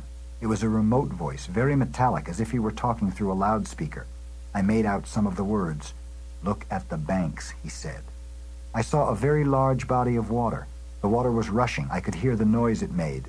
"Look at the banks." Don Juan ordered me again. I saw a concrete wall. The sound of the water became terribly loud. The sound engulfed me. Then it ceased instantaneously, as if it had been cut off. I had the sensation of blackness, of sleep. I became aware that I was immersed in the irrigation ditch. Don Juan was splashing water in my face as he hummed. Then he submerged me in the ditch. He pulled my head up over the surface and let me rest it on the bank as he held me by the back of my shirt collar. Don Juan told me to come out. I noticed an urgency in his voice. "I'm green," I said. "Cut it out," he said imperatively. "You have no time. Get out of there. The water is about to trap you. Get out of it. Out! Out!" I panicked and jumped out. "This time you must tell me everything that took place," he said matter-of-factly, as soon as we sat facing each other inside his room. He was not interested in the sequence of my experience. He wanted to know only what I had encountered when he told me to look at the bank. He was interested in details. I described the wall I had seen. "You moved very fast," he said. "As fast as a man who knows how to perform this technique. I had a hard time keeping up with you." "You mean, Don Juan, that I really traveled in the water?" "You did, and very far, too." "How far?" "You wouldn't believe it." I tried to coax him into telling me, but he dropped the subject and said he had to leave for a while. Don Juan returned the next day late in the afternoon. In the meantime, I had written down everything I could recollect about my perceptions. When Don Juan arrived at his house in the late afternoon, I accosted him and insisted on reading my account to him. He refused to listen and made me sit down. He sat facing me. He was not smiling. He seemed to be thinking, judging by the penetrating look in his eyes, which were fixed above the horizon. "I think you must be aware by now," he said in a tone that was suddenly very severe, "that everything is mortally dangerous. The water is as deadly as the guardian. If you don't watch out, the water will trap you. It nearly did that yesterday. But in order to be trapped, a man has to be willing. There's your trouble. You're willing to abandon yourself." I did not know what he was talking about. His attack on me had been so sudden that I was disoriented. I raised the point that it was humanly impossible to be controlled at all times. He maintained that for a warrior there was nothing out of control. I brought up the idea of accidents and said that what happened to me at the water canal could certainly be classed as an accident, since I neither meant it nor was I aware of my improper behavior. I talked about different people who had misfortunes that could be explained as accidents. "All I can say to you," Don Juan said, "is that a warrior is never available. Never is he standing on the road waiting to be clobbered. Thus he cuts to a minimum his chances of the unforeseen. What you call accidents are most of the time very easy to avoid, except for fools who are living helter-skelter. It is not possible to live strategically all the time," I said. "Imagine that someone is waiting for you with a powerful rifle with a telescopic sight. He could spot you accurately 500 yards away. What would you do?" Don Juan looked at me with an air of disbelief and then broke into laughter. "What would you do?" I urged him. "If someone is waiting for me with a rifle with a telescopic sight," he said, obviously mocking me, "if someone is hiding out of sight waiting for you, you won't have a chance. You can't stop a bullet." "No, I can't, but I still don't understand your point." "My point is that all your strategy cannot be of any help in a situation like that." "Oh, but it can. If someone is waiting for me with a powerful rifle with a telescopic sight, I simply will not come around." My next attempt at seeing took place on September 3rd, 1969. Don Juan made me smoke 2 bowls of the mixture. I remember that when my body was thoroughly numb, Don Juan held me by my right armpit and made me walk into the thick desert chaparral that grows for miles around his house. I cannot recollect what I or Don Juan did after we entered the brush, nor can I recall how long we walked. At a certain moment, I found I was sitting on top of a small hill. Then, very faintly, I heard Don Juan's voice talking to me. "Now you must look at me," he said as he turned my head to face him. He repeated the statement 3 or 4 times. I looked and detected right away the same glowing effect I had perceived twice before while looking at his face. It was a mesmerizing movement, an undulatory shift of light within contained areas. There were no definite boundaries to those areas, and yet the waving light never spilled over but moved within invisible limits. I scanned the glowing object in front of me, and immediately it started to lose its glow, and the familiar features of Don Juan's face emerged, or rather became superimposed on the fading glow. I must have then focused my gaze again. Don Juan's features faded, and the glow intensified. I had placed my attention on an area which must have been his left eye. I noticed that there the movement of the glow was not contained. I detected something perhaps resembling explosions of sparks. The explosions were rhythmical and actually sent out something like particles of light that flew out with apparent force toward me and then retreated as if they were rubber fibers. Don Juan must have turned my head around. Suddenly I found myself looking at a plowed field. "Now look ahead," I heard Don Juan saying. In front of me, perhaps 200 yards away, was a large, long hill. Don Juan spoke to me again. It took me a moment to understand what he was saying. "Do you see a man in that field?" he kept on asking. Don Juan took my head in his hands from behind. I could see his fingers over my eyebrows and on my cheeks, and made me pan over the field, moving my head slowly from right to left and then in the opposite direction. "Watch every detail. Your life may depend on it," I heard him saying over and over. He made me pan 4 times over the 180-degree visual horizon in front of me. At one moment, when he had moved my head to face the extreme left, I thought I detected something moving in the field. I had a brief perception of movement with the corner of my right eye. He began to shift my head back to my right, and I was capable of focusing my gaze on the plowed field. I saw a man walking alongside the furrows. Don Juan must have noticed that I had seen the man. He asked me repeatedly if the man was looking at me or if he was coming toward me. I wanted to tell him that the man was walking away and that his back was turned to me, but I could only say no.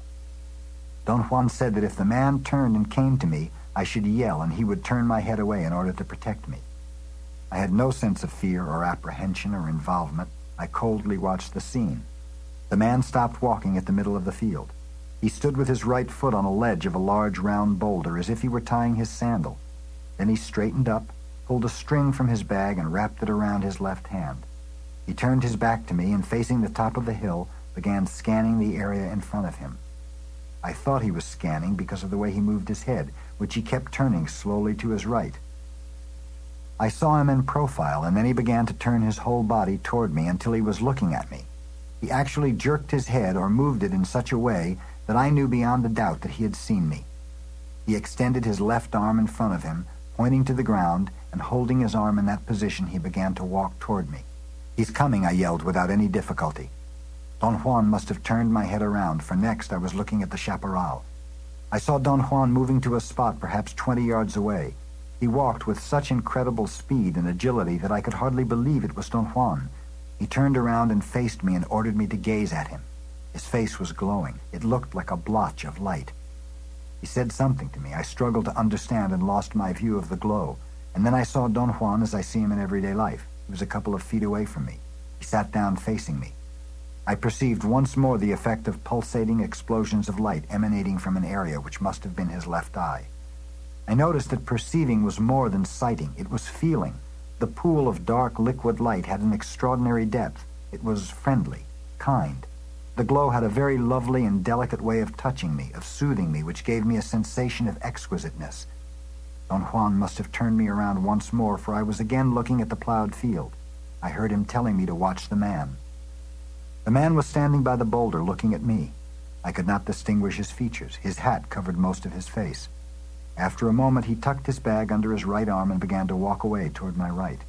He walked almost to the end of the plowed area, changing direction, and took a few steps toward the gully. Then I lost control of my focusing, and he vanished, and so did the total scenery. The image of the desert shrubs became superimposed on it. I do not recollect how I returned to Don Juan's house, nor do I remember what he did to bring me back. When I woke up, I was lying on my straw mat in Don Juan's room. I looked at my watch. It was 11 p.m. I went back to sleep, and by 1 o'clock the next afternoon, I thought I was myself again. I wandered to the back and found Don Juan sitting by the irrigation ditch.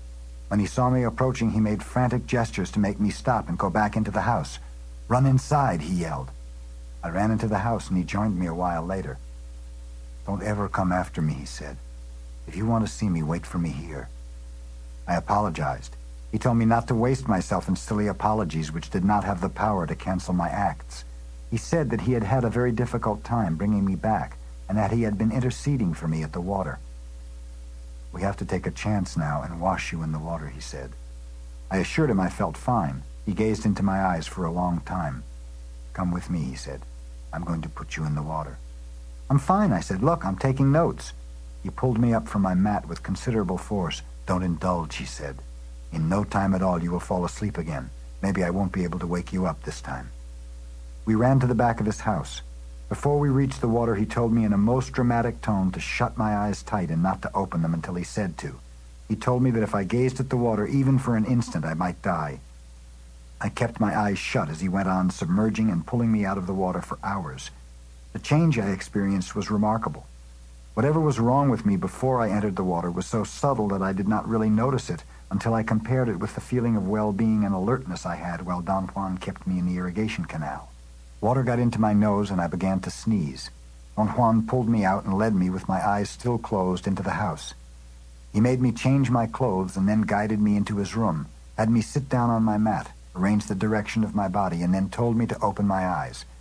I opened them, and what I saw caused me to jump back and grab onto his leg. I experienced a tremendously confusing moment. Don Juan rapped me with his knuckles on the very top of my head. It was a quick blow which was not hard or painful, but somehow shocking. "What is the matter with you? What did you see?" he asked. Upon opening my eyes, I had seen the same scene I had watched before. I had seen the same man. This time, however, he was almost touching me. I saw his face. There was an air of familiarity about it. I almost knew who he was. The scene vanished when Don Juan hit me on the head. I looked up at Don Juan. He had his hand ready to hit me again. He laughed and asked if I would like to get another blow. I let go of his leg and relaxed on my mat.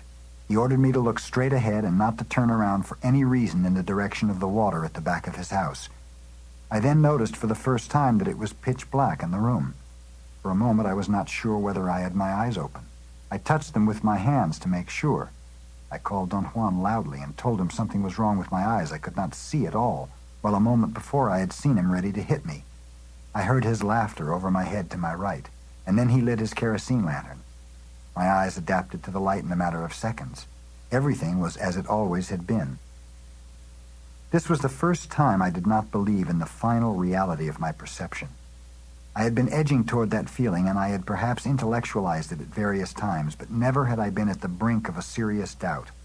This time, however, I did not believe the room was real.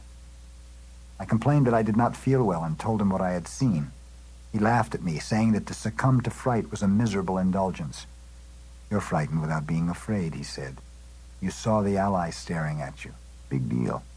Wait until you've seen him face to face before you shit in your pants." He was interested in the scene of the plowed field and in every detail I could remember about the man. "That ally was beckoning you," he said. "I made you move your head when he came to you, not because he was endangering you, but because it is better to wait. You're not in a hurry. A warrior is never idle and never in a hurry." What was the meaning of the acts he performed? By looking at you, he meant he welcomes you. He showed you that you need a spirit catcher and a pouch, but not from this area. His bag was from another part of the country. The rest of the scene was meant to help you locate the exact place to find him. I know now where the place is. I'll take you there very soon. Don Juan dissuaded me from going back to Los Angeles the next morning. Apparently, he thought I still had not totally recovered. He insisted that I sit inside his room facing the southeast in order to preserve my strength. He sat to my left, handed me my notebook, and said that this time I had him pinned down. He not only had to stay with me, he also had to talk to me. I really did not want to talk at all. I'd begun to feel anxious and restless. Don Juan apparently found the situation utterly ludicrous. He laughed till the tears came. Don't tell me that at a time when you should talk, you're not going to find anything to say, he said, his eyes shining with a mischievous glint. You want to know what your death may be like? He asked me with a childlike delight in his face. I found his mischievous pleasure in teasing me rather comforting. It almost took the edge off my apprehension. Okay, tell me, I said, and my voice cracked. He had a formidable explosion of laughter. He held his stomach and rolled on his side and mockingly repeated, "Okay, tell me," with a crack in his voice. You drive a great deal, he went on saying. So you may find yourself at a given moment behind the wheel again. It will be a very fast sensation that won't give you time to think. Suddenly, let's say, you would find yourself driving as you have done thousands of times. But before you could wonder about yourself, you would notice a strange formation in front of your windshield. If you look closer, you'd realize that it is a cloud that looks like a shiny whorl. It would resemble, let's say, a face right in the middle of the sky in front of you. As you watched it, you would see it moving backward until it was only a brilliant point in the distance, and then you would notice that it began moving toward you again. It would pick up speed, and in a blink of an eye, it would smash against the windshield of your car. You're strong. I'm sure it would take death a couple of whams to get you. By then you would know where you were and what was happening to you. The face would recede again to a position on the horizon, would pick up speed and smash against you. The face would enter inside you, and then you'd know. It was the Allies' face all the time, or it was me talking, or you writing. Death was nothing all the time, nothing. It was a little dot lost in the sheets of your notebook, and yet it would enter inside you with an uncontrollable force and would make you expand.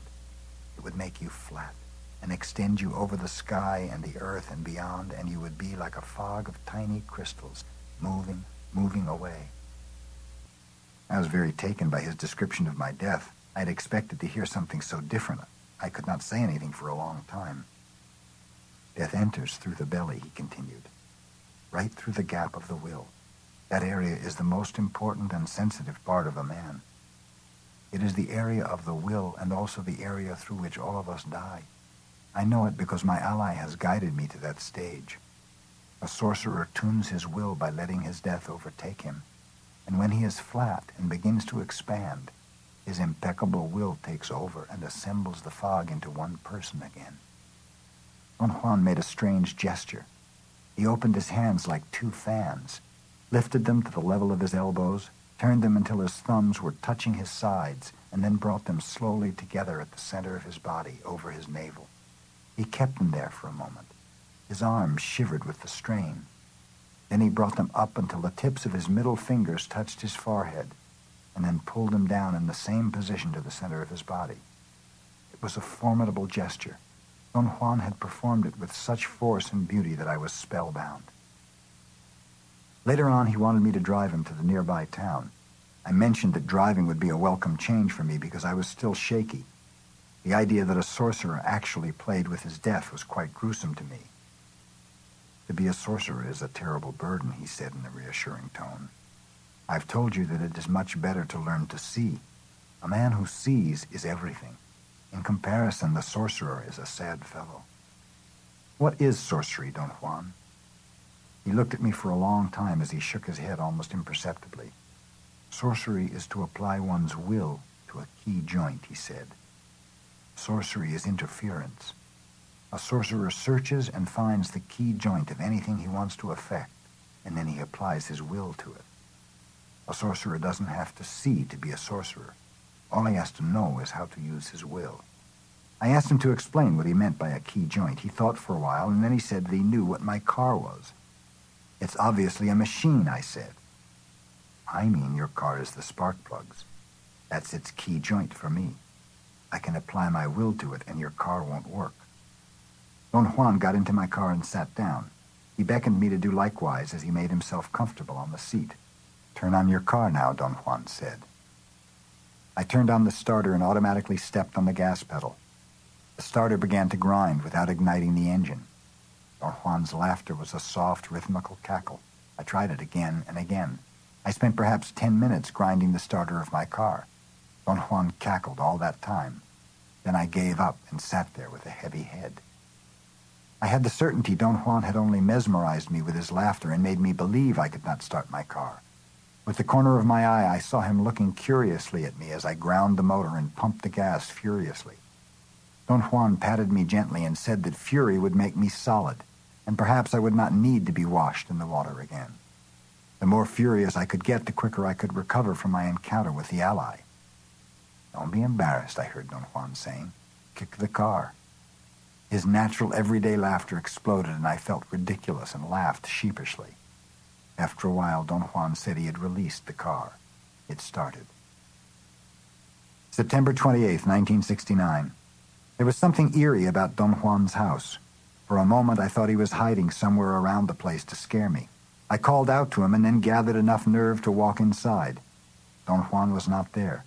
I put the 2 bags of groceries I had brought on a pile of firewood and sat down to wait for him, as I had done dozens of times before. But for the first time in my years of associating with Don Juan, I was afraid to stay alone in his house. I felt a presence, as if someone invisible was there with me. I remembered then that years before I had had the same vague feeling that something unknown was prowling around me when I was alone.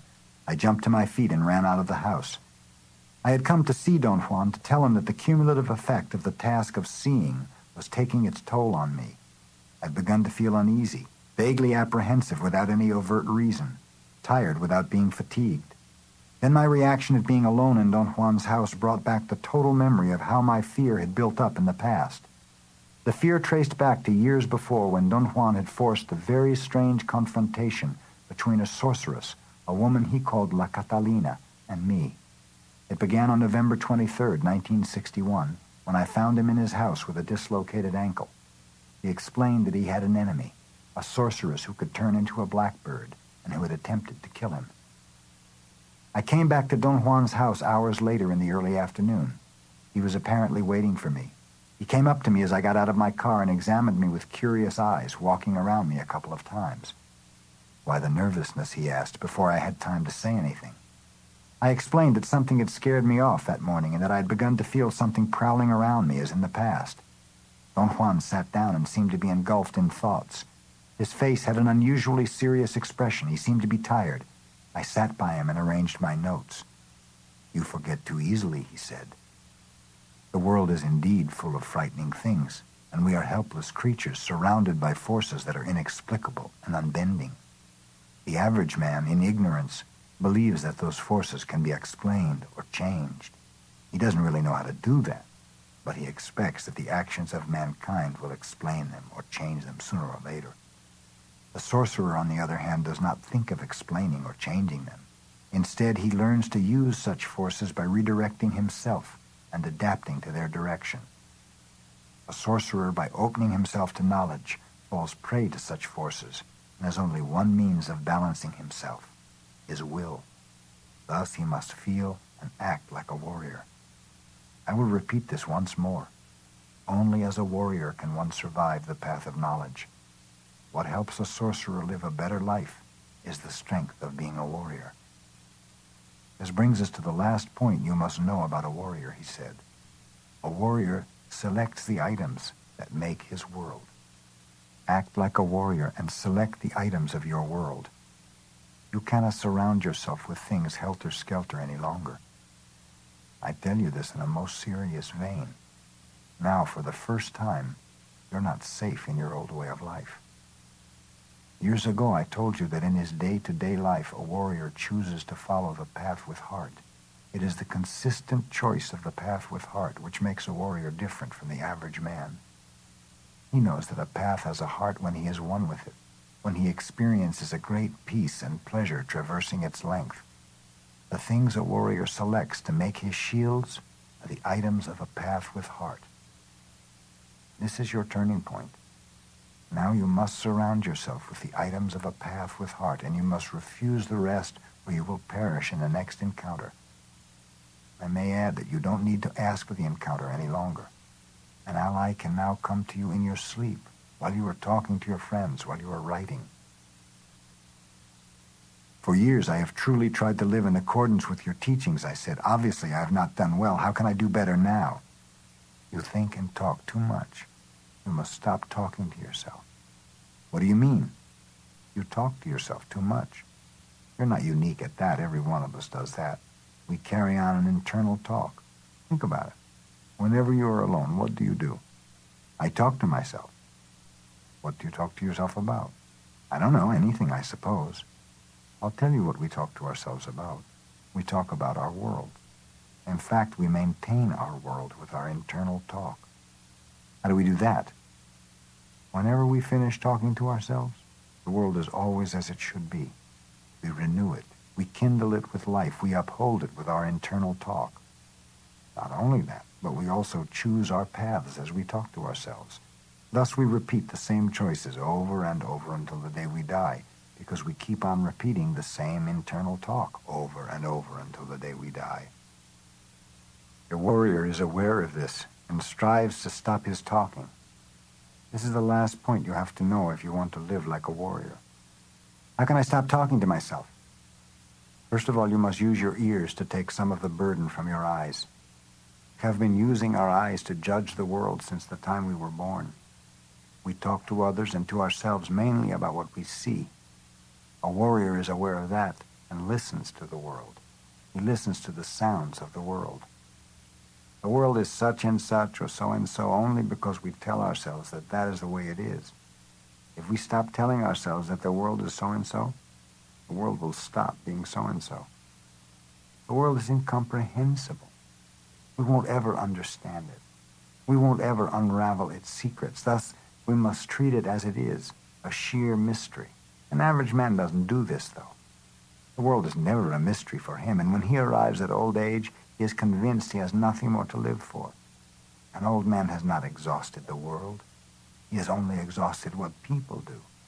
But in his stupid confusion, he believes that the world has no more mysteries for him. What a wretched price to pay for our shields. A warrior is aware of this confusion and learns to treat things properly. The things that people do cannot under any conditions be more important than the world. And thus a warrior treats the world as an endless mystery, and what people do as an endless folly. I began the exercise of listening to the sounds of the world and kept at it for 2 months, as Don Juan had specified. It was excruciating at first to listen and not look, but even more excruciating was not to talk to myself. By the end of the 2 months, I was capable of shutting off my internal dialogue for short periods of time, and I was also capable of paying attention to sounds. I arrived at Don Juan's house at 9 a.m. on November 10th, 1969. We should start that trip right now, he said upon my arrival at his house. I rested for an hour, and then we drove toward the low slopes of the mountains to the east. We left my car in the care of one of his friends who lived in that area while we hiked into the mountains. In the early afternoon, we stopped in a small gully at the bottom of some lush green hills. Behind the hills, toward the east, the high mountains were silhouetted against a cloudy sky.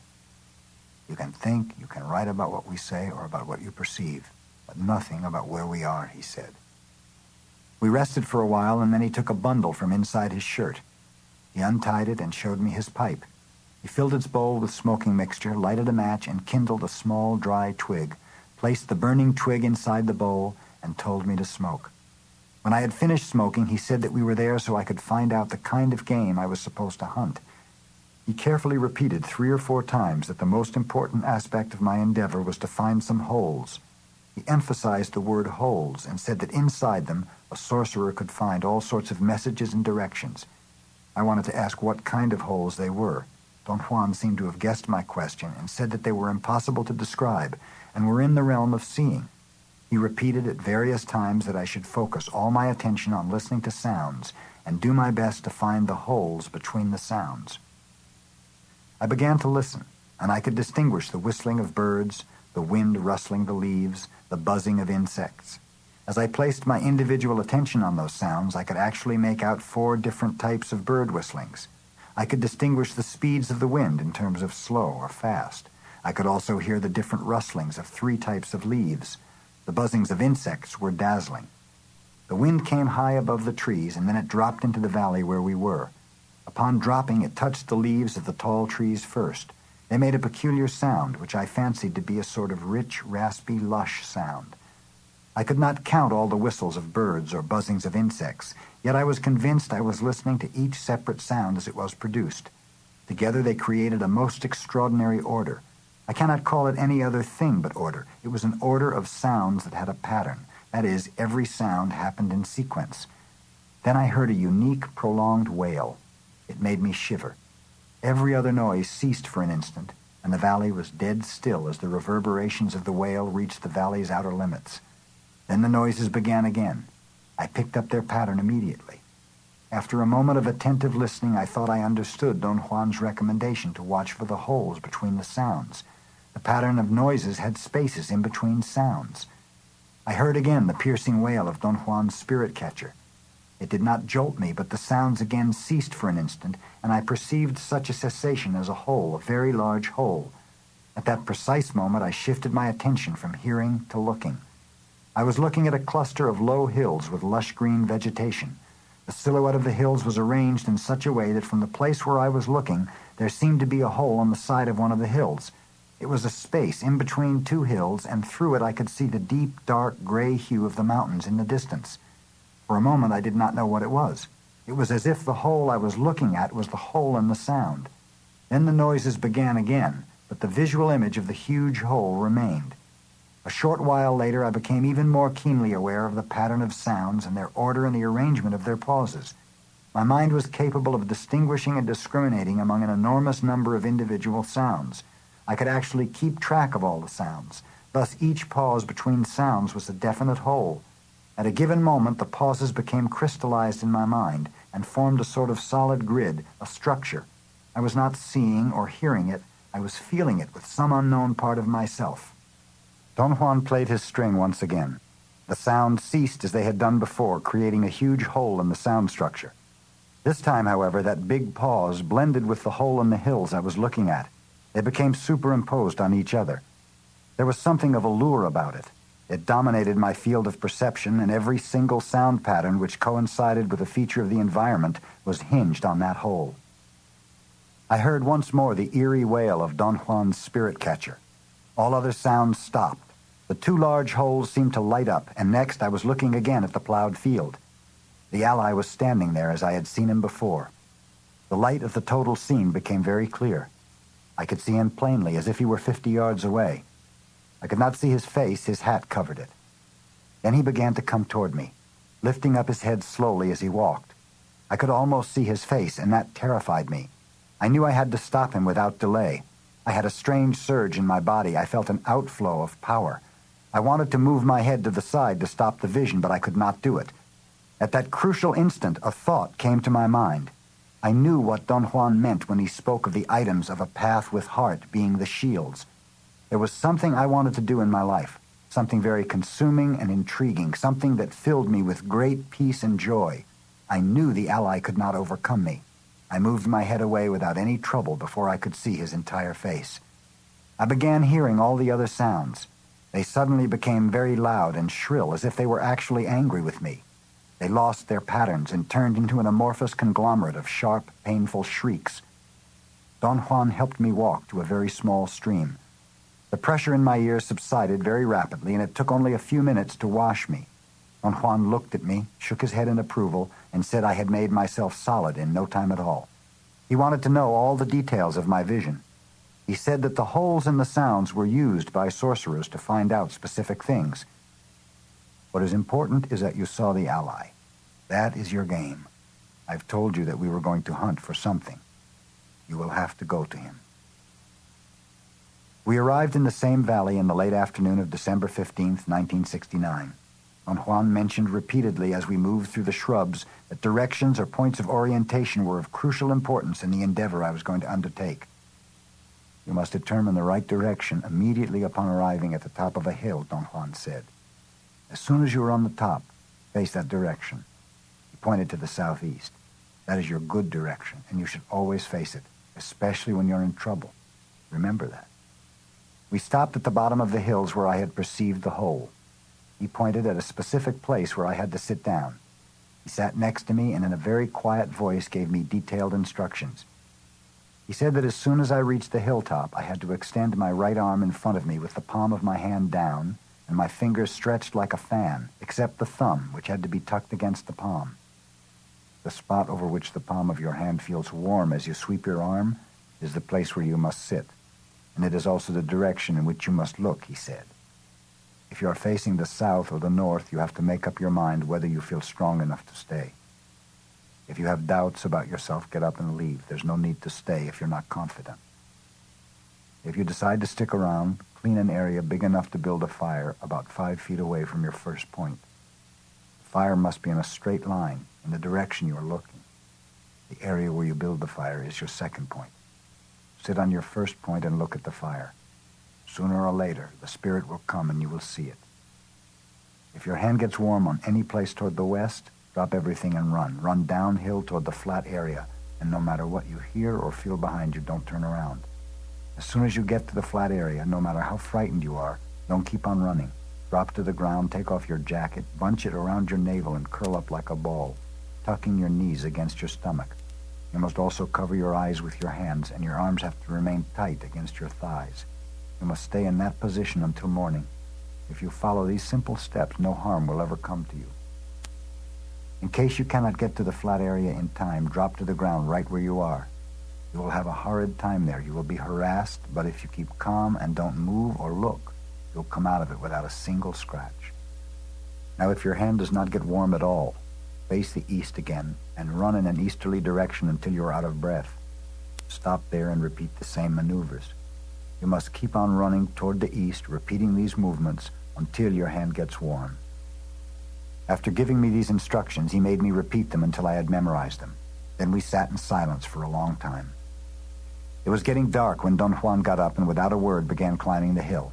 I followed him. At the top of the hill, I performed all the movements he had prescribed. Don Juan stood by a short distance away and kept a sharp look on me. I was very careful and deliberately slow.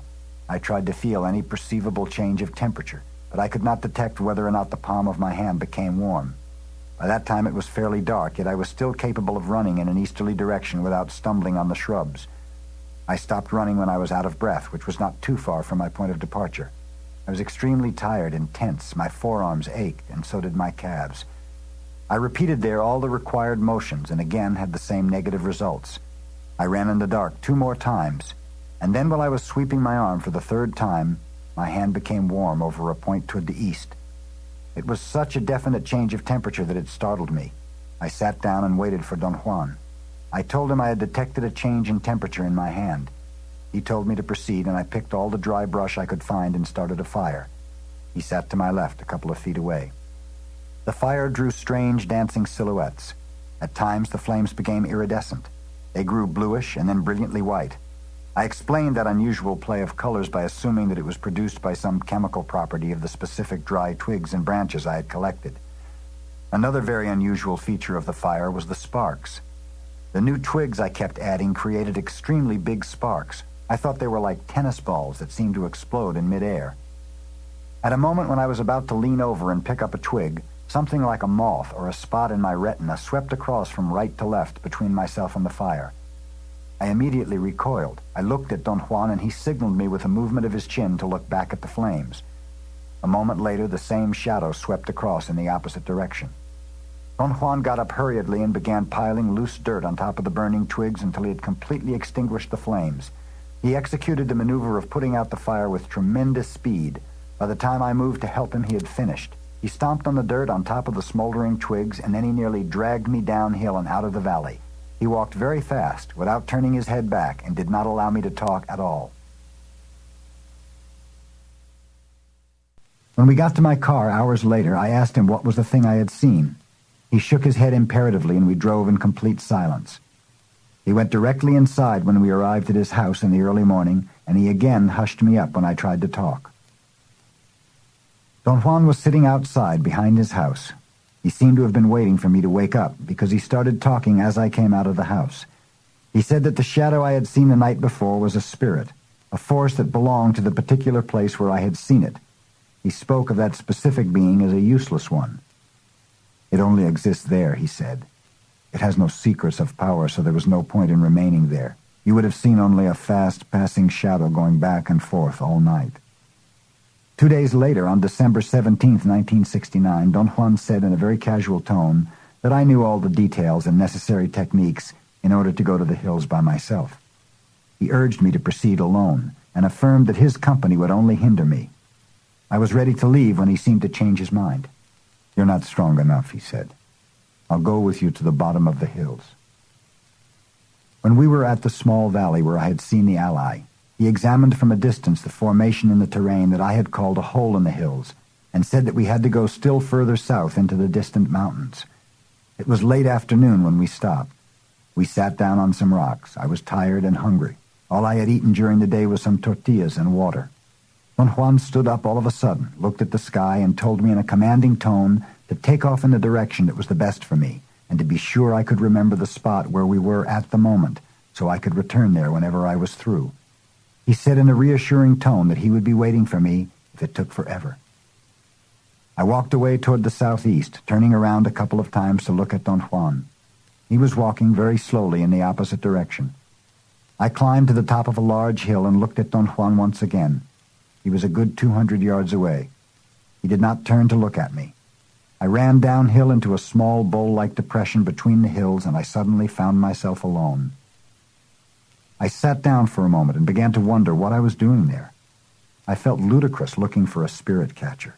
I ran back up to the top of the hill to have a better view of Don Juan, but I could not see him anywhere.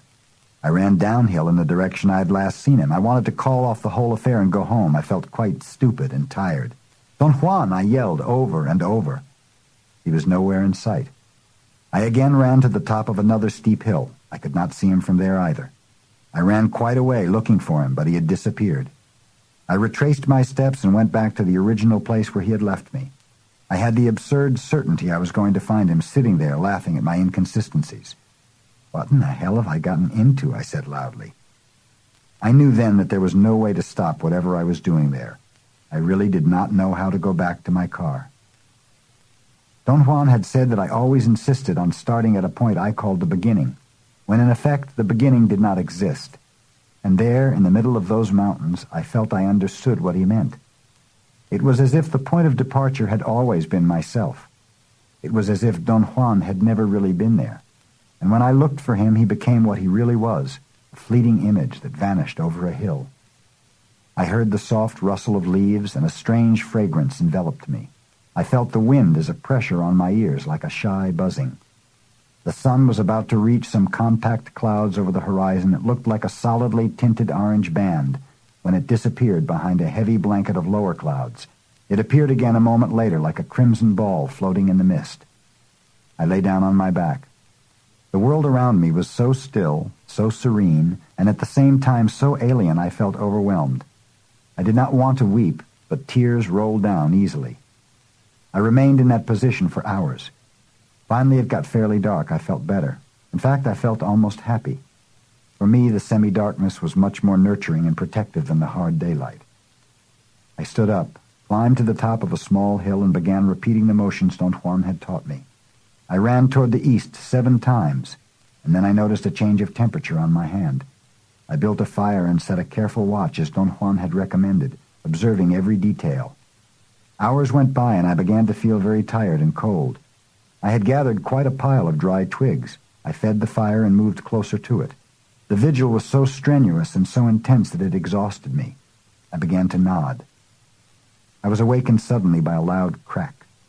It appeared that the noise, whatever it was, had come from just above my left ear, since I was lying on my right side. I sat up, fully awake. My left ear buzzed and was deafened by the proximity and force of the sound.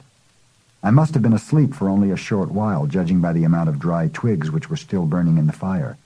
I did not hear any other noises, but I remained alert and kept on feeding the fire. The thought crossed my mind that perhaps what woke me up was a gunshot. Perhaps someone was around, watching me, taking shots at me. The thought became very anguishing and created an avalanche of rational fears. I experienced a moment of terrible concern for my safety. I felt the tension in my shoulders and my neck. I moved my head up and down. The bones of my neck made a cracking sound. I still kept looking into the fire, but I did not see anything unusual in it, nor did I hear any noises. After a while I relaxed quite a bit, and it occurred to me that perhaps Don Juan was at the bottom of all this. I rapidly became convinced that it was so. The thought made me laugh. I had another avalanche of rational conclusions, happy conclusions this time. I thought that Don Juan must have suspected I was going to change my mind about staying in the mountains, or he must have seen me running after him and taken cover in a concealed cave or behind a bush. Then he had followed me, and noticing I had fallen asleep, waked me up by cracking a branch near my ear. I added more twigs to the fire and began to look around in a casual and covert manner to see if I could spot him, even though I knew that if he was hiding around there, I would not be able to discover him. Everything was quite placid. The crickets, the wind roughing the trees on the slopes of the hills surrounding me, the soft, cracking sound of the twigs catching on fire. Sparks flew around, but they were only ordinary sparks. Suddenly, I heard the loud noise of a branch snapping in two. The sound came from my left. I held my breath as I listened with utmost concentration. An instant later, I heard another branch snapping on my right. Then I heard the faint, faraway sound of snapping branches. It was as if someone was stepping on them and making them crack. The sounds were rich and full. They had a lusty quality. They also seemed to be getting closer to where I was. I had a very slow reaction and did not know whether to listen or stand up. I was deliberating what to do when all of a sudden the sound of snapping branches happened all around me. I was engulfed by them so fast that I barely had time to jump to my feet and stomp on the fire. I began to run downhill in the darkness. The thought crossed my mind as I moved through the shrubs that there was no flat land. I kept on trotting and trying to protect my eyes from the bushes. I was halfway down to the bottom of the hill when I felt something behind me almost touching me. It was not a branch. It was something I intuitively felt was overtaking me. This realization made me freeze. I took off my jacket, bundled it on my stomach, crouched over my legs, and covered my eyes with my hands as Don Juan had prescribed. I kept that position for a short while, and then I realized that everything around me was dead still. There were no sounds of any kind. I became extraordinarily alarmed. The muscles of my stomach contracted and shivered spasmodically. Then I heard another cracking sound. It seemed to have occurred far away, but it was extremely clear and distinct. It happened once more, closer to me. There was an interval of quietness, and then something exploded just above my head. The suddenness of the noise made me jump involuntarily, and I nearly rolled over on my side.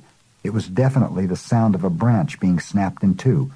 The sound had happened so close that I heard the rustling of the branch leaves as it was being cracked. Next, there was a downpour of crackling explosions. Branches were being snapped with great force all around me. The incongruous thing at that point was my reaction to the whole phenomenon. Instead of being terrified, I was laughing. I sincerely thought I had hit upon the cause of all that was happening. I was convinced that Don Juan was again tricking me.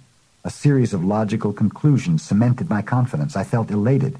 I tried to imagine what I would do next if I were Don Juan. The sound of something slurping jolted me out of my mental exercise. I listened attentively. The sound happened again. I could not determine what it was. It sounded like an animal slurping water.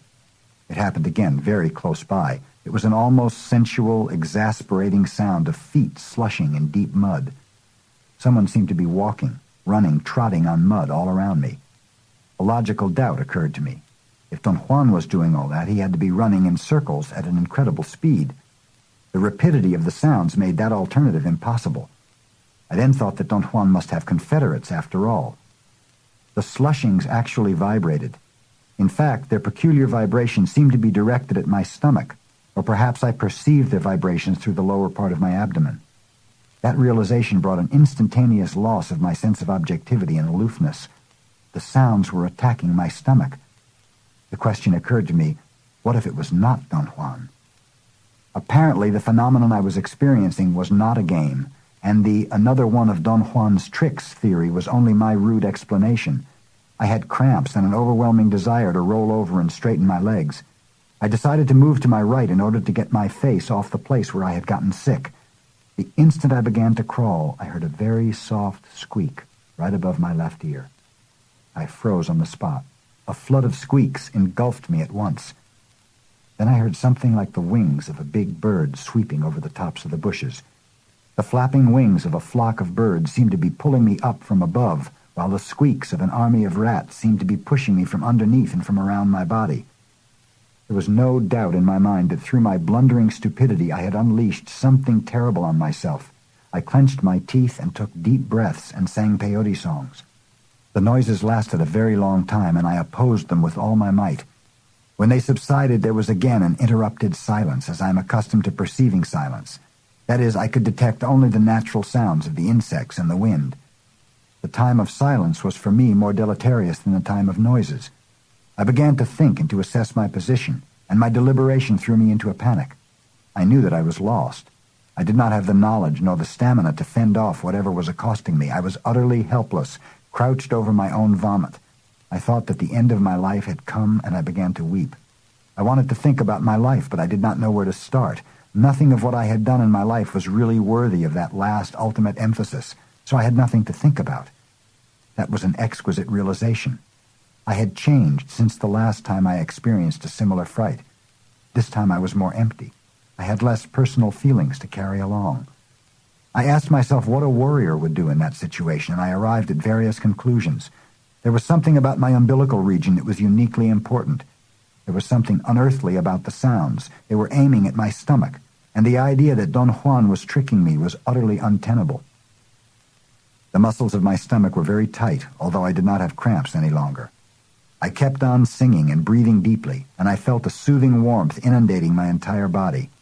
It had become clear to me that if I was going to survive, I had to proceed in terms of Don Juan's teachings. I repeated his instructions in my mind. I remembered the exact point where the sun had disappeared over the mountains in relation to the hill where I was and to the place where I had crouched. I reoriented myself, and when I was convinced that my assessment of the cardinal points was correct, I began to change my position so I would have my head pointing in a new and better direction, the southeast. I slowly started moving my feet toward my left, inch by inch, until I had them twisted under my calves. Then I began to align my body with my feet. But no sooner had I begun to creep laterally than I felt a peculiar tap. I had the actual physical sensation of something touching the uncovered area of the back of my neck. It happened so fast that I yelled involuntarily and froze again. I tightened my abdominal muscles and began to breathe deeply and sing my peyote songs. A second later, I felt once more the same light tap on my neck. I cringed. My neck was uncovered, and there was nothing I could do to protect myself. I was tapped again. It was a very soft, almost silky object that touched my neck like the furry paw of a giant rabbit. It touched me again, and then it began to cross my neck back and forth until I was in tears. It was not a painful sensation at all, and yet it was maddening. I knew that if I did not involve myself in doing something, I would go mad and stand up and run. So I slowly began again to maneuver my body into a new position. My attempt at moving seemed to increase the tapping on my neck. It finally got to such a frenzy that I jerked my body and at once aligned it in the new direction. I had no idea whatsoever about the outcome of my act. I was just taking action to keep from going stark, raving mad. As soon as I changed directions, the tapping on my neck ceased. After a long, anguished pause, I heard a distant snapping of branches. The noises were not close anymore. The rustling sound and the cracking of branches gave me the feeling that the whole hill was on fire. My body was as tight as a rock. I was perspiring copiously. I began to feel warmer and warmer. For a moment I was utterly convinced that the hill was burning. I did not jump up and run because I was so numb I was paralyzed. In fact, I could not even open my eyes. All that mattered to me at that point was to get up and escape the fire. I had terrible cramps in my stomach which started to cut my intake of air. I became very involved in trying to breathe. After a long struggle, I was capable of taking deep breaths again, and I was also capable of noticing that the rustling had subsided. There was only an occasional cracking sound. The snapping sound of branches became more and more distant and sporadic until it ceased altogether. I was able to open my eyes. I looked through my half-closed lids to the ground underneath me. It was already daylight. I waited a while longer without moving, and then I started to stretch my body. I rolled on my back. The sun was over the hills in the east. It took me hours to straighten out my legs and drag myself downhill. I began to walk toward the place where Don Juan had left me, which was perhaps only a mile. I thought of mountain lions and tried to climb up a tree, but my arms could not support my weight. I leaned against a rock and resigned myself to die there. I was convinced that I would be food for mountain lions or other predators. I woke up when something shook me. Don Juan was leaning over me. He said he was taking me to a large stream and was going to wash me there. On the way, he plugged my ears with some leaves he had in his pouch, and then he blindfolded me, putting one leaf on each eye and securing them both with a piece of cloth.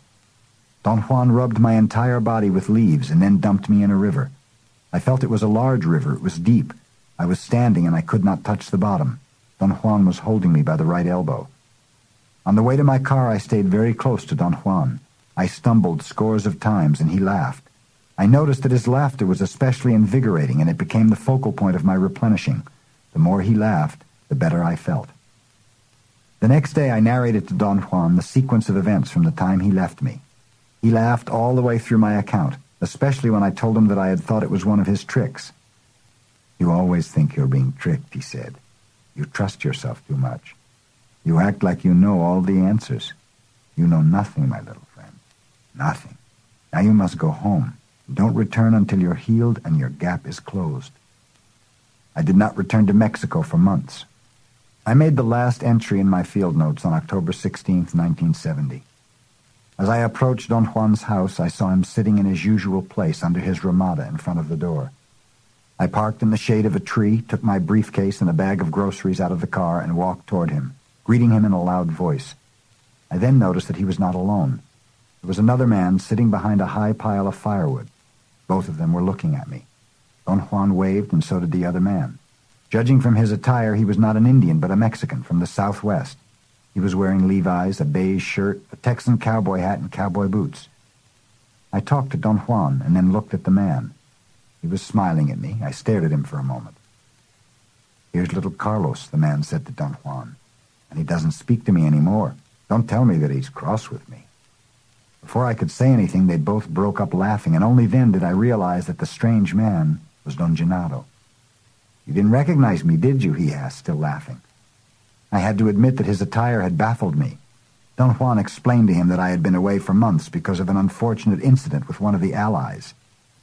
"So you finally encountered an ally," Don Gennaro said. "I think I did," I said cautiously. They laughed loudly. Don Gennaro patted me on the back 2 or 3 times. It was a very light tapping, which I interpreted as a friendly gesture of concern. He rested his hand on my shoulder as he looked at me, and I had a feeling of placid contentment, which lasted only an instant, for next Don Gennaro did something inexplicable to me. I suddenly felt that he had put the weight of a boulder on my back. I had the sensation that he had increased the weight of his hand, which was resting on my right shoulder, until it made me sag all the way down, and I hit my head on the ground. "We must help little Carlos," Don Gennaro said, and gave a conspiratorial look to Don Juan. I sat up straight again and turned to Don Juan. "I don't know anything about it," Don Juan said in a comically factual tone. "He didn't put his hand on my shoulder." With that, both of them broke up laughing. "What did you do to me, Don Gennaro?" I asked. "I just put my hand on your shoulder," he said innocently. Don Gennaro got up, cracked his bones, stretching his arms, and opened his eyes until they were round and looked crazy. "Gennaro is going to make the desert tremble," he said, and went into the chaparral. "Gennaro is determined to help you," Don Juan said in a confidential tone. "He did the same thing to you at his house, and you almost saw." I thought he was referring to what had happened at the waterfall, but he was talking about some unearthly rumbling sounds I had heard at Don Gennaro's house. "That was Gennaro's art," he said.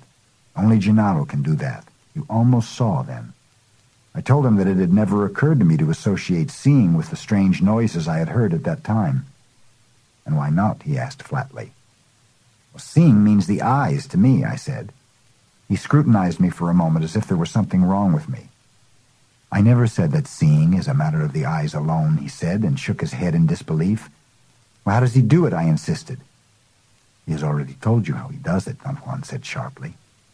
At that very moment I heard an extraordinary rumble. I jumped up and Don Juan began to laugh. The rumble was like a thunderous avalanche. Listening to it, I had the funny realization that my inventory of experiences in sound comes definitely from the movies. Don Juan held his sides as if they hurt from laughing. The thunderous rumble shook the ground where I stood. I distinctly heard the thump of what seemed to be a monumental boulder that was rolling on its sides. I heard a series of crushing thumps that gave me the impression that the boulder was rolling inexorably toward me. I experienced a moment of supreme confusion. My muscles were tense. My whole body was ready for fleeing. I looked at Don Juan. He was staring at me. I then heard the most frightening thump I had ever heard in my life. It was as if a monumental boulder had landed right behind the house. Everything shook, and at that moment I had a most peculiar perception. For an instant I actually saw a boulder the size of a mountain right behind the house. It was not as if an image had been superimposed on the scenery of the house I was looking at. It was not the view of a real boulder either. It was rather as if the noise was creating the image of a boulder rolling on its monumental sides. I was actually seeing the noise. The inexplicable character of my perception threw me into the depths of despair and confusion. Never in my life would I have conceived that my senses were capable of perceiving in such a manner. I had an attack of rational fright and decided to flee for my life. Don Juan held me by the arm and ordered me imperatively not to run away and not to turn around either, but face the direction in which Don Gennaro had gone. I heard next a series of booming noises which resembled the sound of rocks falling and piling on top of each other, and then everything was quiet again. A few minutes later, Don Gennaro came back and sat down. He asked me if I had seen. I did not know what to say. I turned to Don Juan for a cue. He was staring at me. "I think he did," he said and chuckled. I wanted to say that I did not know what they were talking about. I felt utterly frustrated. I had a physical sensation of wrath, of utter discomfort. "I think we should leave him here to sit alone," Don Juan said. They got up and walked by me. "Carlos is indulging in his confusion," Don Juan said very loudly. October 18th, 1970. "I think I understand what Don Gennaro was trying to do," I said to Don Juan. I said that in order to draw him out. His continual refusal to talk was unnerving to me. Don Juan smiled and shook his head slowly as if agreeing with what I had said. I would have taken his gesture as an affirmation except for the strange glint in his eyes. It was as if his eyes were laughing at me. "You don't think I understand, do you?" I asked compulsively. "I suppose you do. You do, in fact. However, understanding is not the real point. Your mind is set to seek only one side of this," he said.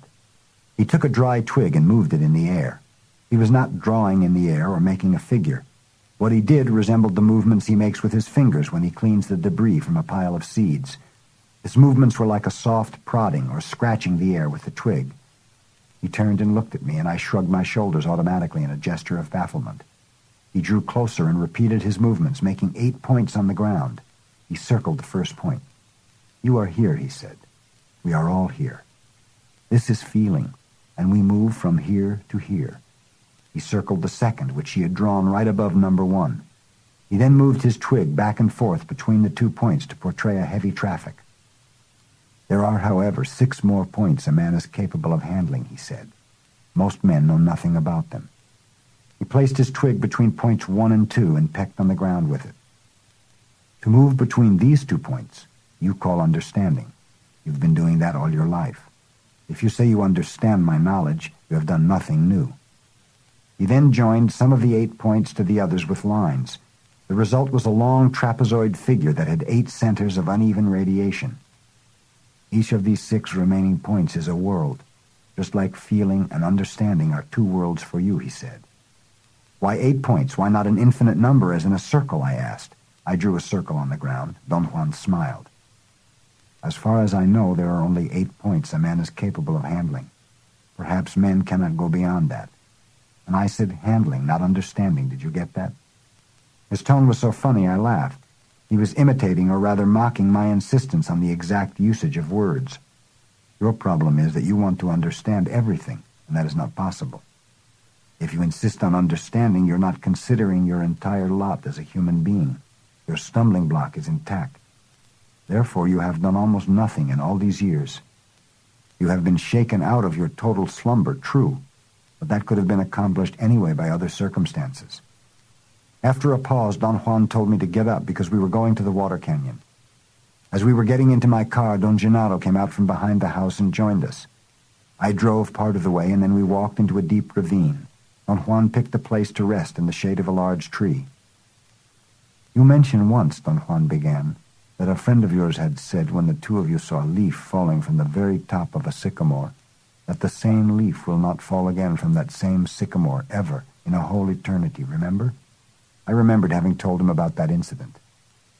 "We are at the foot of a large tree," he continued, "and now if we look at that other tree in front of us, we may see a leaf falling from the very top." He signaled me to look.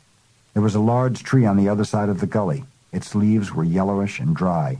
He urged me with a movement of his head to keep on looking at the tree. After a few minutes' wait, a leaf cracked loose from the top and began falling to the ground. It hit other leaves and branches 3 times before it landed in the tall underbrush. "Did you see it?" "Yes." You would say that the same leaf will never again fall from that same tree, true? True. To the best of your understanding, that is true. That is only to the best of your understanding. Look again. I automatically looked and saw a leaf falling. It actually hit the same leaves and branches as the previous one. It was as if I were looking at an instant television replay. I followed the wavy falling of the leaf until it landed on the ground. I stood up to find out if there were two leaves, but the tall underbrush around the tree prevented me from seeing where the leaf had actually landed. Don Juan laughed and told me to sit down. "Look," he said, pointing with his head to the top of the tree. "There goes the same leaf again." I once more saw a leaf falling in exactly the same pattern as the previous two. When it landed, I knew Don Juan was about to signal me again to look at the top of the tree, but before he did, I looked up. The leaf was again falling. "I don't understand how you're making me see a repetition of what I had seen before. What did you do to me, Don Juan?" "You're chained," Don Juan explained. "You're chained to your reason. There's nothing to understand. Understanding is only a very small affair. So very small," he said. At that point, Don Gennaro stood up. He gave a quick glance to Don Juan. Their eyes met, and Don Juan looked at the ground in front of him. Don Gennaro stood in front of me and began swinging his arms at his side, back and forth, in unison. "Look, little Carlos," he said. "Look! Look!" He made an extraordinarily sharp, swishing sound. It was the sound of something ripping. At the precise instant the sound happened, I felt a sensation of vacuity in my lower abdomen. It was the terribly anguishing sensation of falling, not painful, but rather unpleasant and consuming. It lasted a few seconds, and then it subsided, leaving a strange itch in my knees. But while the sensation had lasted, I experienced another unbelievable phenomenon. I saw Don Gennaro on top of some mountains that were perhaps 10 miles away. The perception lasted only a few seconds, and it happened so unexpectedly that I did not have time really to examine it. I cannot recall whether I saw a man-sized figure standing on top of the mountains or a reduced image of Don Gennaro. I cannot even recall whether or not it was Don Gennaro. Yet at that moment I was certain beyond any doubt that I was seeing him standing on top of the mountains. However, the moment I thought that I could not possibly see a man 10 miles away, the perception vanished. I turned around to look for Don Gennaro, but he was not there. The bafflement I experienced was as unique as everything else was happening to me. My mind buckled under the strain. I felt utterly disoriented. Don Juan stood up and made me cover the lower part of my abdomen with my hands and press my legs tightly against my body in a squat position. We sat in silence for a while, and then he said that he was truly going to refrain from explaining anything to me, because only by acting can one become a sorcerer. He recommended that I leave immediately, otherwise Don Gennaro would probably kill me in his effort to help me. "You are going to change directions," he said, "and you'll break your chains." He said that there was nothing to understand about his or about Don Gennaro's actions, and that sorcerers were quite capable of performing extraordinary feats. "Gennaro and I are acting from here," he said, and pointed to one of the centers of radiation in his diagram. "And it is not the center of understanding, yet you know what it is." I wanted to say that I did not really know what he was talking about, but he did not give me time and stood up and signaled me to follow him. When we were getting inside the car, I looked around for Don Gennaro. "Where is he?" I asked. "You know where he is," Don Juan snapped at me. Before I left, I sat down with him as I always do. I had an overwhelming urge to ask for explanations. As Don Juan says, explanations are truly my indulgence. "Where's Don Gennaro?" I asked cautiously. "You know where," he said. "No," I protested. "No, I didn't know that." I was truthful at that. My mind refused to intake that sort of stimuli as being real, and yet after 10 years of apprenticeship with Don Juan, my mind could no longer uphold my old ordinary criteria of what is real. However, all the speculations I had thus far engendered about the nature of reality had been mere intellectual manipulations. The proof was that under the pressure of Don Juan and Don Gennaro's acts, my mind had entered into an impasse. Don Juan looked at me, and there was such sadness in his eyes that I began to weep. Tears fell freely. For the first time in my life, I felt the encumbering weight of my reason. An indescribable anguish overtook me. I wailed involuntarily and embraced him.